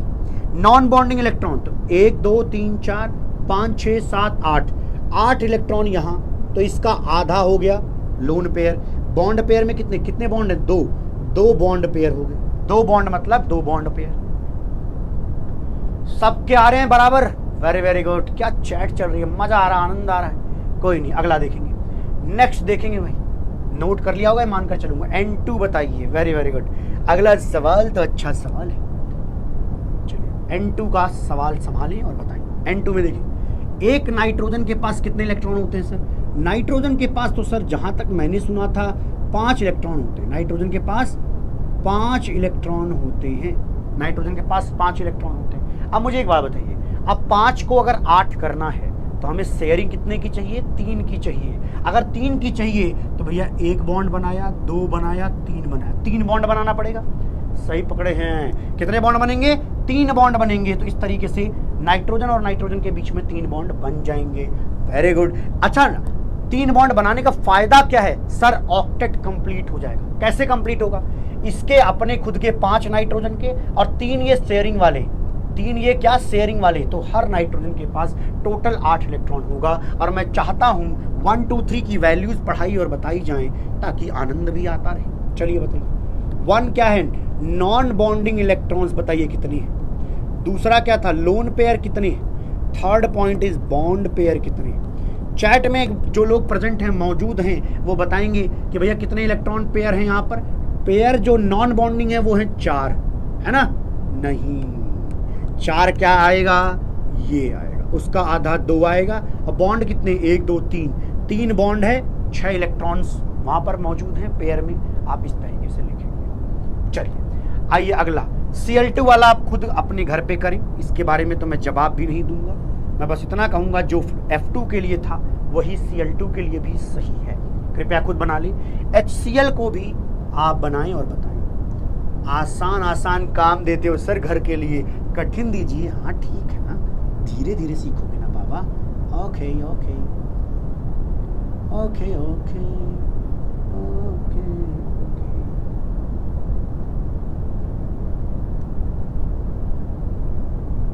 जो लोग संडे को सुपर संडे बनाएंगे, जो लोग संडे को क्या करेंगे जी, जो लोग संडे को पूरा का पूरा पीरियोडिक टेबल देख कर आएंगे, उनमें मैं अपनी तरफ से 10 किंडर जॉय का हिसाब किताब न्यूट्रलाइज कर दूंगा जी। 10 किंडर जॉय का हिसाब किताब न्यूट्रलाइज आप अपने में +10 कर सकते हैं किंडर जॉय के हिसाब में। अभी आज मैं कॉल करता हूं, पूछता हूं कि कितने लोगों ने किंडर जॉय लिखा है। जिन्होंने नहीं लिखा है उनको अगले दिन से चैट उसमें नहीं बुलाऊंगा मैं, वीडियो में कभी भी। हाँ चलिए बताइए जी, यहाँ पर बताइए कितने नॉन बॉन्डिंग इलेक्ट्रॉन है? टोटल 6। लोन पेयर कितने हैं? 3। और बॉन्ड पेयर कितने हैं? 1। मजा आया, आनंद आया, बहुत आया। सब लोग एक बार देखें, 631 दिख रहा है। Yes yes yes. आप लोग अपनी तरफ से नहीं, अभी नहीं करना है। ये लोग अभी से +10 करके बैठ गए किंडर जॉय में। अबे संडे को सुपर संडे बनाने का मतलब 5 घंटे के उस कंटेंट को 1.5x या 2x पे सुन करके, समझ करके, याद करके आना है।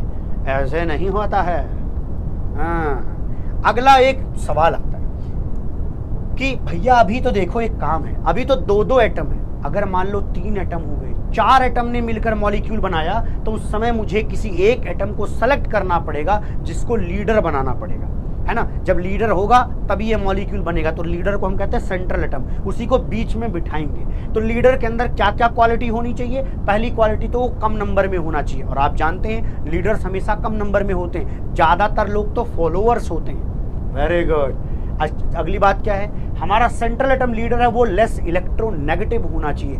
ज्यादा खून चूसने वाला लीडर नहीं चाहिए हमें कि भैया वो दूसरे का इलेक्ट्रॉन पकड़ के खींचे जा रहा है। ऐसा लीडर ठीक नहीं होता है। अच्छा, फिर अगली बात क्या? मैक्सिमम नंबर ऑफ बॉन्ड्स, मतलब ज्यादातर लोगों के साथ रिश्ते बना के रखे। रिश्ते मतलब लोगों के काम आए, उल्टा सीधा नहीं, है ना? लोगों के ज्यादा काम आए, नंबर ऑफ बॉन्ड्स ज्यादा बना पाए। ज्वाला नोट्स मिल जाएगा? हाँ मिल जाएगा। ज्वाला नोट्स मिलेगा कहाँ पर? टेलीग्राम चैनल पर। आज रात में भैया 2-2.5 घंटे मुझे खर्च करने पड़ेंगे यार। मर्ज करना आसान काम नहीं है। वो 250-300 पेज होगा भैया, अभी तो हमें पता भी नहीं है कितना है ना? चलो, अब एक मॉलिक्यूल हमारे सामने रखा गया BeCl2। एक मॉलिक्यूल रखा गया BeCl2। अब इसको बनाने का तरीका क्या है? मुझे बताइए इनको देख करके, ये सब देखो, बताओ, नकल मारो और बताओ कि इनमें से कौन सा ऐसा है, इनमें से कौन सा ऐसा है जिसको मैं सेंट्रल एटम चुन लूं, जिसको मैं सेंट्रल एटम चुन लूं। जल्दी बताओ, जल्दी जल्दी बताओ भाई, जल्दी बताओ भाई। मैम इसकी पीडीएफ जो मैंने जो आपको भेजा है ना पीडीएफ के लिए, उसका प्लीज़ वो वीडियो लिंक एंड वो पीडीएफ दोनों प्रोवाइड करवा दीजिएगा। अभी प्रोवाइड करा देना, आधे घंटे में बात कर लो आप।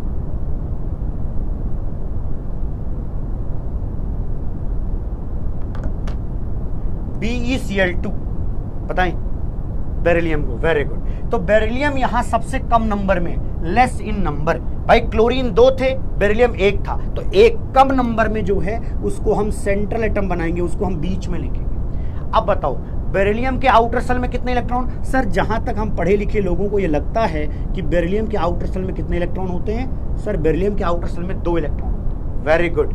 अब अगर मैं कहूं क्लोरीन, तो क्लोरीन के आउटर सेल में कितने इलेक्ट्रॉन है? क्लोरीन के आउटर सेल में कितने इलेक्ट्रॉन है भाई? क्लोरीन के आउटर सेल में टोटल इलेक्ट्रॉन्स होते हैं 7। क्लोरीन के आउटर सेल में टोटल इलेक्ट्रॉन कितने होते हैं? 7 होते हैं। देखो एक बार, तो सबके हमें क्या करने हैं? पहले लोवेस्ट डॉट सिंबल्स बनाने के बाद अब सोचना ये है कि यार क्लोरीन को कितने इलेक्ट्रॉन की जरूरत है? 1। तो क्लोरीन क्या करता है? एक शेयरिंग इनके साथ करता है। क्लोरीन को कितने इलेक्ट्रॉन की जरूरत है? 1। तो इसलिए इनके साथ भी 1 इलेक्ट्रॉन की शेयरिंग करता है। तो इस तरीके से क्लोरीन का ऑक्टेट पूरा हो गया। क्लोरीन के पास 8 इलेक्ट्रॉन का जुगाड़ है, लेकिन बेरिलियम के पास 8 इलेक्ट्रॉन का जुगाड़ नहीं है। ये क्या है? जुगाड़ नहीं। देखो 8 नहीं है ना, इसको कहते हैं इलेक्ट्रॉन डेफिशिएंट सेंटर। इसको क्या कहते हैं? Electron deficient, electron deficient centre. Electron deficient centre है भाई। इस सेंटर पर, इस एटम पर टोटल 8 इलेक्ट्रॉन नहीं हुए। अरे कहा नहीं हुए जी? टोटल 8 इलेक्ट्रॉन नहीं हुए। हम कहते हैं बेरिलियम के पास टोटल 4 इलेक्ट्रॉन वैलेंस शेल में हुए, 2 उसके खुद के और 1 इनका, 1 इनका। तो टोटल कितने हुए? 4। तो भैया ध्यान रखना, इसको कहते हैं इलेक्ट्रॉन डेफिशिएंट, मतलब इसके पास इलेक्ट्रॉन की कमी है। स्पेलिंग में कुछ गड़बड़ लग रहा है क्या? होगा तो ठीक कर लेना जी। हाँ। चलो मामला ठीक है? पढ़े लिखे लोग बताएंगे मामला ठीक है? यस सर ठीक है। अब मुझे बताइए कितने इलेक्ट्रॉन यहां नॉन बॉन्डिंग इलेक्ट्रॉन्स हैं, कितने यहां पर लोन पेयर है, कितने यहां पर बॉन्ड पेयर है? चलो जी, पढ़े लिखे लोग बताएंगे। हाँ, यहां पर सही कह रहा है, कह रहा है कि सर इसको इलेक्ट्रॉन डेफिशिएंसी सिंड्रोम हो गया है। यस, तो यहां पर बेरिलियम को इलेक्ट्रॉन डेफिशिएंसी सिंड्रोम हो चुका है। Very very good. इलेक्ट्रॉन की बात करें तो यहाँ पर 2, 2, 4, 2, 6, 2, 8, 2, 10, 2, 12, तो 12 इलेक्ट्रॉन यहाँ है, पेयर में 6 है, बॉन्ड कितने हैं? 2। बॉन्ड कितने हैं? 2 हैं टोटल मॉलिक्यूल की अगर मैं बात करूँ तो। सही बताऊँ तो सर मज़ा आ रही है, ऐसा मज़ा आता रहेगा। क्लास में बस मौजूद रहिए, क्लास को एक बार रिवाइज करके आया करिए क्लास में, ठीक है? चलिए, आनंद आया? आनंद भरपूर आता है भैया, ठीक है जी। चलिए, अब हमसे कहा गया, देखो हमने 3 मॉलिक्यूल आपके सामने रखे हैं यहाँ पर, ठीक? इसमें से एक मॉलिक्यूल है CCl4। क्या लिखा है? CCl4। बताइए कैसे बनाएंगे? कार्बन शायद सेंटर में रहे तो मजा आएगा। सर आप घर से रट के आए थे? अरे बुद्धू, इस मॉलिक्यूल में सबसे कम नंबर में कौन है? सबसे कम नंबर में, रुकिए मैं सोच कर बताता हूँ। सबसे कम नंबर में सर कार्बन। कार्बन के आउटर सेल में कितने इलेक्ट्रॉन होते हैं? सर हमें पता चला था 4 होते हैं। सही सुना था आपने। जहां कहीं जिससे भी आपने सुना वो समझदार आदमी था, तो भैया उसने आपको क्या बताया था? 4 होते हैं। वो समझदार आदमी जानते हो कौन है? क्लोरीन के आउटर सेल में कितने इलेक्ट्रॉन है? क्लोरीन के आउटर सेल में 7 इलेक्ट्रॉन है। तो कृपया सब बनाया करिए। क्लोरीन के आउटर सेल में 7 इलेक्ट्रॉन है भाई। आपको क्या करना है कि क्लोरीन को हमें पता है कितने इलेक्ट्रॉन की जरूरत होती है? 1। तो इसलिए कार्बन के हर इलेक्ट्रॉन के सामने मैंने क्लोरीन लिखने की हिम्मत जुटाई है भाई, ठीक है? चलिए, अब बताइए यहां पर क्या होगा? देखो, यहां पर बॉन्ड, यहां पर बॉन्ड, यहां पर बॉन्ड, यहां। इससे क्या हुआ? कार्बन के आउटर सेल में कितने इलेक्ट्रॉन थे? 4। पहले से 4 थे, शेयरिंग के बाद कितने हो गए? अब 8। तो भैया कार्बन का पेट भर गया। कार्बन ने कहा मेरा कंप्लीट है ऑक्टेट। क्या क्या? कार्बन का क्या है भैया, कंप्लीट ऑक्टेट। तो ध्यान रखना यहां पे कार्बन के लिए शब्द यूज होगा कंप्लीट ऑक्टेट। क्या कहेंगे इसको, कंप्लीट ऑक्टेट। ऑक्टेट कंप्लीट है, पेट भरा हुआ है 8 इलेक्ट्रॉन से। ठीक है जी, ओके। इसका कैलकुलेशन आप करते रहे। बहुत सारे बच्चों ने 24, 12 और 4 बताया है, सही बताया है, क्योंकि यहाँ देखो 3, यहाँ पे कितने 6 electron, 6 6 6 6 6 multiply 4 24। Very good. Pair में क्या 12 और बॉन्ड बन गए 4। वेरी गुड, मजा आया, आनंद है। CH4 आप खुद करेंगे, एकदम कर ले जाएंगे। ये तो कठिन भी है, ये तो आसान है। CO2 कैसे करेंगे, CO2 में कार्बन कैसा है भाई, कार्बन है सेंटर में, ऑक्सीजन इसके साइड में आएंगे। लेकिन हमें एक बात पता है, ऑक्सीजन के पास टोटल नंबर ऑफ इलेक्ट्रॉन क्या, ऑक्सीजन में टोटल नंबर ऑफ इलेक्ट्रॉन जो होते हैं वो 6 होते हैं, तो बना दिया। कार्बन के पास कितने होते हैं, 4 होते हैं। आपने कहा कि देखो भाई ऑक्सीजन जो है वो ये चाहता है, ऑक्सीजन जो है वो चाहता है उसके आउटर सेल में भी 8 हो जाए, लेकिन 6 थे तो उसने 2 शेयरिंग ने ले लिए। सिमिलरली यहां भी इन्होंने ले लिए। अब देखो, सबको ध्यान से देखना, कार्बन के पास अपने 4 इलेक्ट्रॉन थे, लेकिन उसने 4 बॉन्ड बनाकर 4 और इलेक्ट्रॉन शेयर किए हैं, ऑक्सीजन वाले खुद ले लिए। कितने हो गए, 8। तो सबके पेट भरे हैं, इसलिए इसको कहा जाता है कंप्लीट ऑक्टेट वाला मॉलिक्यूल। ऐसे शब्दों को लिखा जाता है, मतलब ऐसी चीजों लिखा जाए कंप्लीट ऑक्टेट, मतलब इनका पेट भरा हुआ है, सबका ऑक्टेट कंप्लीट है, कार्बन का भी और ऑक्सीजन का भी। तो यहां आज यहीं तक पढ़ाऊंगा, मतलब ये वाला। बाकी मैं चल रहा हूं कहां पर, डाउट में चल रहा हूं। ठीक है, डाउट क्लियर करने, ये मैं अगले दिन पढ़ाऊंगा, निश्चिंत रहें, मजा आएगा। आप लोगों ने कहा कट्टर एडवांस चाहिए तो कट्टर एडवांस ही पढ़ाएंगे, लेकिन मेरी एक बात आपको वही वाली माननी पड़ेगी। और वो क्या माननी पड़ेगी, कि क्या माननी पड़ेगी भाई, NaCl का बनाए तो NaCl तो बना दिया, IUCG बना दिया है। चलो चैट को करता हूं ऑफ। अब मैं आगे, यहां से वो वाला बच्चा पढ़े जो पुराने लेक्चर्स में मौजूद था। ठीक है, उसको यहां से और मजा आने वाला है। आइए, पीरियोडिक टेबल में एक टॉपिक था जिसपे मोजले एक्सपेरिमेंट करके कहते हैं, वो बहुत सारे बच्चे नहीं समझ पाए थे, तो मैं बताता हूं। उन्होंने जो ये इक्वेशन दी है, under root new is directly proportional to atomic number Z, जहां न्यू क्या है, nu is the frequency of X-ray. Nu क्या है, frequency, nu is the frequency of X-ray, X-rays की फ्रीक्वेंसी है। और Z क्या है भैया, एटॉमिक नंबर। Z क्या है, एटॉमिक नंबर। Z क्या है, एटॉमिक नंबर। तो मोजले साहब ने एक एक्सपेरिमेंट किया और हर एलिमेंट पर, उस समय के नोन जितने भी एलिमेंट थे उनका उन्होंने एक्सरे स्पेक्ट्रोस्कोपी निकाला। मतलब एक्सरे एक तरीके से तुम समझो एक्सरे निकाला, तुम ज्यादा समझ नहीं पा रहे हो तो समझो एक्सरे निकाला। वैसे उन्होंने क्या किया, एक्सरेज उसके ऊपर डाली एलिमेंट पर, फिर जो स्कैटर हुई उनकी स्टडी करी, उनकी पढ़ी, उनका क्या पढ़ा, फ्रीक्वेंसी पढ़ा। फिर उन्होंने देखा कि मान लो किसी की फ्रीक्वेंसी आती है 2500, किसी की फ्रीक्वेंसी आती है 2500। जब उन्होंने उसका अंडर रूट लिया तब वो मिला 50। अब वो उन्होंने देखा कि जो 50 आ रहा है वो उसके एटॉमिक नंबर के प्रोपोर्शनल है, वो उसके एटॉमिक नंबर के प्रोपोर्शनल। मान लीजिए कोई एलिमेंट था, उस एलिमेंट का जो फ्रीक्वेंसी निकली, उस फ्रीक्वेंसी का जब उन्होंने अंडर रूट किया, जो क्वांटिटी आई, जो नंबर आए, वो Z के प्रोपोर्शनल दिखा। ठीक है, तो ध्यान रखना, ये under root new is directly proportional to Z मिला। ठीक है जी, और ये एक क्या है, ऐसा समझो एक्सपेरिमेंट से निकला हुआ है, ऐसा नहीं कि इसका कोई डेरिवेशन है।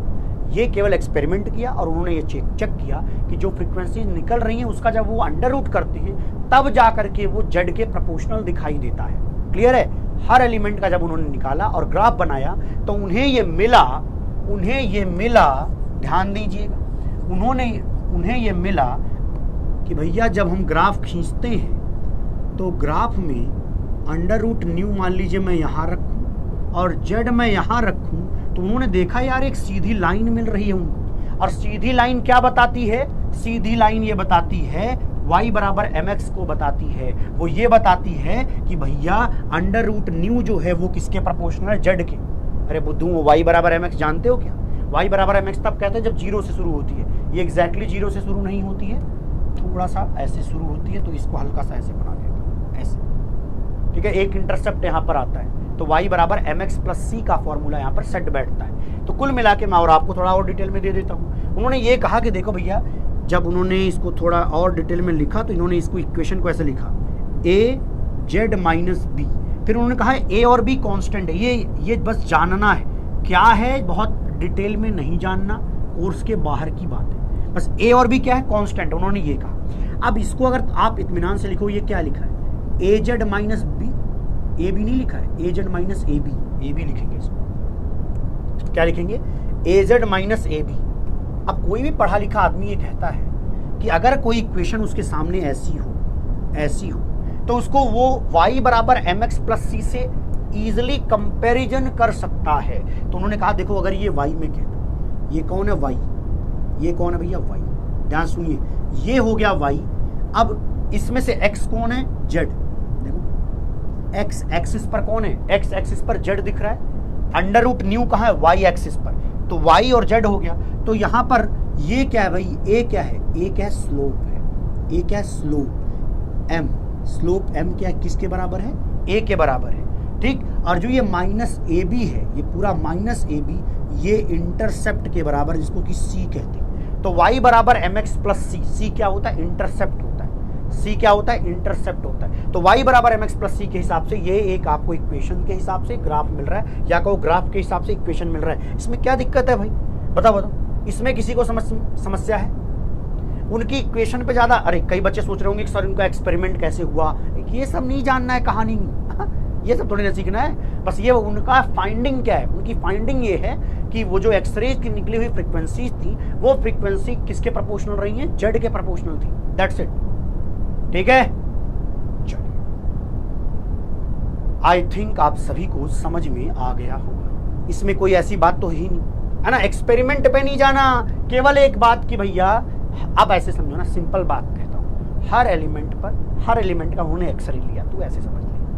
हालांकि एक्सरेज डाली उसके ऊपर, उसकी स्कैटर्ड फ्रीक्वेंसी को पढ़ा, उन्होंने ये देखा कि अंडर रूट न्यू और जेड के बीच में जब ग्राफ मिलेगा तो ये कैसा मिलता है, एक स्ट्रेट लाइन। जिनको भी कम समझ में है उसका दूसरा तरीका बताता हूँ। अब मान ले कि उन्होंने सुनना, मैंने मान लो कि ऐसे ले लिया, दो ले लिए, मान लीजिए मैंने एलिमेंट, मैंने कहा इसका एटॉमिक नंबर मान लो मैंने कहा 10 है, इसका एलिमेंट मैंने कहा 12 है, एटॉमिक नंबर 12 है।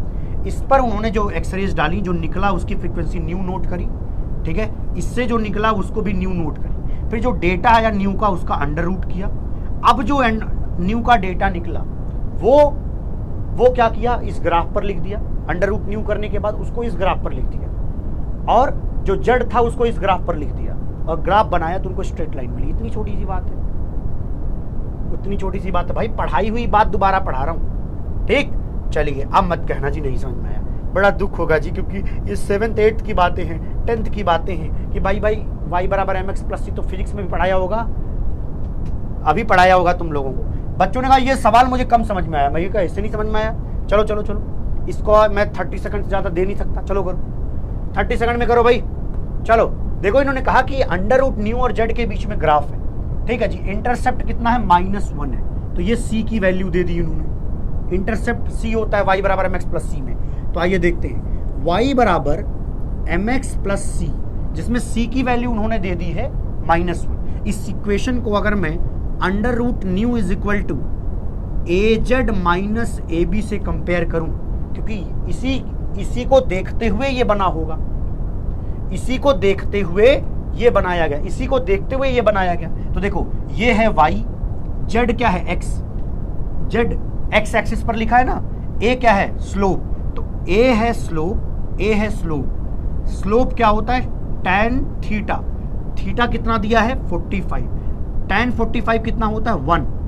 सर हमको तो नहीं पता था, वाह, तालियां बजेंगी अभी तुम्हारे लिए, a की वैल्यू आ गई। अब सुनो, c इन्होंने कहा -ab होता है, -ab is equal to C intercept, और इंटरसेप्ट OX होता है जिसको इन्होंने कहा -1 के बराबर है, -1 के बराबर। अब आप a की वैल्यू 1 पुट करो यहाँ पे, ठीक है जी, ये कितना है -1 -ab के बराबर है। अब बताओ ना भाई, हमसे ही पूछोगे क्या? अब b की वैल्यू क्या आ गई 1 आ गई, बी की वैल्यू 1 है, ए की वैल्यू 1 है। अब इस इक्वेशन में अगर मैं ए बी की वैल्यू पुट करूं, अगर ए पुट कर दूं 1 तो ये कितना हो जाएगा 1 इंटू जेड माइनस ए और बी, तो 1 इंटू 1 ये हो गया 1। तो under root new is equal to कितना हो गया, under root new is equal to हो गया जेड माइनस 1, और जेड इन्होंने दिया था 51, तो 50 में 1 माइनस 1 इज इक्वल टू कितना हो जाएगा 50। अरे बुद्धू, अगर अंडर रूट न्यू 50 के बराबर है तो तुमसे इन्होंने फ्रीक्वेंसी पूछी है, तो उसी का स्क्वायर कर दीजिए, ऑप्शन सी आएगा। अब बताओ कैसे नहीं समझ में आएगा, ऐसा हो नहीं सकता। देखो 75% तब भी सही है। अब अच्छा लग रहा है, चलिए अगले पर चलते हैं भाई, अगला चलते हैं। अगला क्वेश्चन ये करें। अगले क्वेश्चन को करने के लिए मैंने आपको दिए हैं 45 सेकंड, एहसान याद रखेंगे आगे तक, ठीक है। चलिए भाई लोग, नाटक नौटंकी ना करते हुए अगले 11-12 मिनट में सब खत्म हो जाएगा, तो प्लीज प्यार से पढ़ लीजिए, ठीक है। चलिए बताइए क्या होगा यहाँ पर। Which of the following oxides are acidic, amphoteric, और एग्जैक्टली ऐसा ही सवाल जेईई एडवांस में भी आया हुआ था। इनको बोलना कि यहाँ जब भी मेरी क्लास तो 6 बजे से पहले मैं नहीं छोड़ूंगा, ठीक। अभी 2 मिनट पहले से छोड़ूंगा। बोलो भाई, जल्दी जल्दी जल्दी बोलो। Which of the following oxides are acidic, basic, amphoteric respectively, ठीक है जी। जल्दी बताइए, एसिडिक पहले एसिडिक होना चाहिए, एसिडिक बेसिक, बोलो बोलो बोलो बोलो, एसिडिक कौन सा है, एसिडिक बेसिक एम्फोटेरिक, ये रहा। बी फॉर बॉम्बे, देखो ये एसिडिक है, ये बेसिक है और ये एम्फोटेरिक है। जान सुनो बे आलिया पब गई कैडबरी लेने, तो आलिया जी आ गई। और लिथियम वाली बात हमने पहले भी पढ़ा दी थी। मेटल्स के जो ऑक्साइड्स हैं वो जनरली हमें क्या दिखते हैं। अच्छा, इस लाइन का मतलब बता देता हूँ पहले, नहीं तो तुम लोग कंफ्यूज हो जाओ। देखो कितना गलत कर रहे हो यार तुम लोग, बुद्धू हो क्या। इधर देखो, एक लाइन हम पढ़ते हैं कि जनरली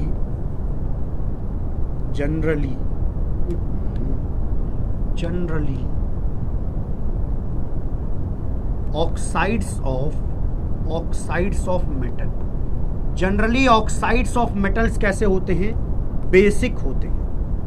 ये हम लोग पढ़ते हैं जनरली, लेकिन हम लोग ये भी जानते हैं यार कि मेटल के कुछ ऑक्साइड्स कैसे होते हैं, एसिडिक भी होते हैं। इसका मतलब बताता हूँ क्या होता क्या है। जो मेटल्स होते हैं ना वो नेचर में पाए जाते हैं। मेटल्स का ऑक्सीडेशन स्टेट जनरली मिलता है +1, +2 और +3। मैक्सिमम मेटल्स इसी में पाए जाते हैं। मैक्सिमम मेटल्स की यहां पर लिख देता हूं, मैक्सिमम मेटल्स की जो अगर मैं बोलूं ऑक्सीडेशन स्टेट है, या तो वो +1 होती है, +2 या +3, +4, +5, +6, +7 ये बहुत कम की होती है। इसीलिए जनरली शब्द यूज किया जाता है बेसिक के लिए, ठीक है जी। चलिए, आई थिंक समझ में आया होगा। वो कहाँ चला गया भाई, अच्छा वो हो गया था क्या, अच्छा रिजल्ट देख लिया, ठीक है। ये क्वेश्चन करिए क्या है। इन्होंने कहा कि थर्ड पीरियड एलिमेंट में XYZ लिखा गया है। अब इन्होंने कहा ऑक्साइड्स ऑफ X, देखिए oxides of XYZ respectively are basic. पहले इन्होंने कहा X वाले का ऑक्साइड बेसिक है, X कोई एलिमेंट है, Y कोई एलिमेंट है और Z कोई एलिमेंट है। वो कह रहे हैं ये तीनों कहाँ रहते हैं, थर्ड पीरियड के मेंबर है। ये तीनों थर्ड पीरियड के मेंबर है, थर्ड पीरियड के मेंबर है। चलो ठीक है भाई। इन्होंने कहा X का जो ऑक्साइड है वो बेसिक है, X वाले का ऑक्साइड कैसा है, बेसिक है, ठीक है। Y वाले का ऑक्साइड कैसा है, एम्फोटेरिक है। Y वाले का ऑक्साइड कैसा है भाई, एम्फोटेरिक है, वेरी गुड। और Z वाले का कैसा है भैया, एसिडिक है। ओह, इसका मतलब हमने सही सीक्वेंस में सेट कर दिया पहले ही। वैसे सोचो भाई, हम ये जानते हैं कि लेफ्ट से राइट जाने पर एक बेसिक ऑक्साइड पहले एम्फोटेरिक से होते हुए एसिडिक तक जाता है। ये मैंने पहले ही पढ़ा रखा है। क्या पढ़ाया है कि जैसे जैसे लेफ्ट से राइट जाते हैं पीरियड में क्या होता है, कोई बेसिक ऑक्साइड किस में कन्वर्ट हो रहा होता है, एसिडिक में कन्वर्ट हो रहा होता है। और बीच में कौन मिलता है, एम्फोटेरिक मिलता है। आई थिंक आप सभी को मजा आया होगा, ठीक।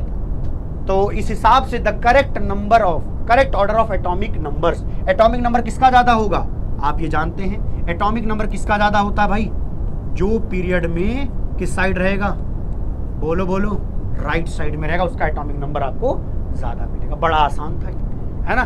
चलिए अगला सवाल देखेंगे। अगले क्वेश्चन का जवाब दें।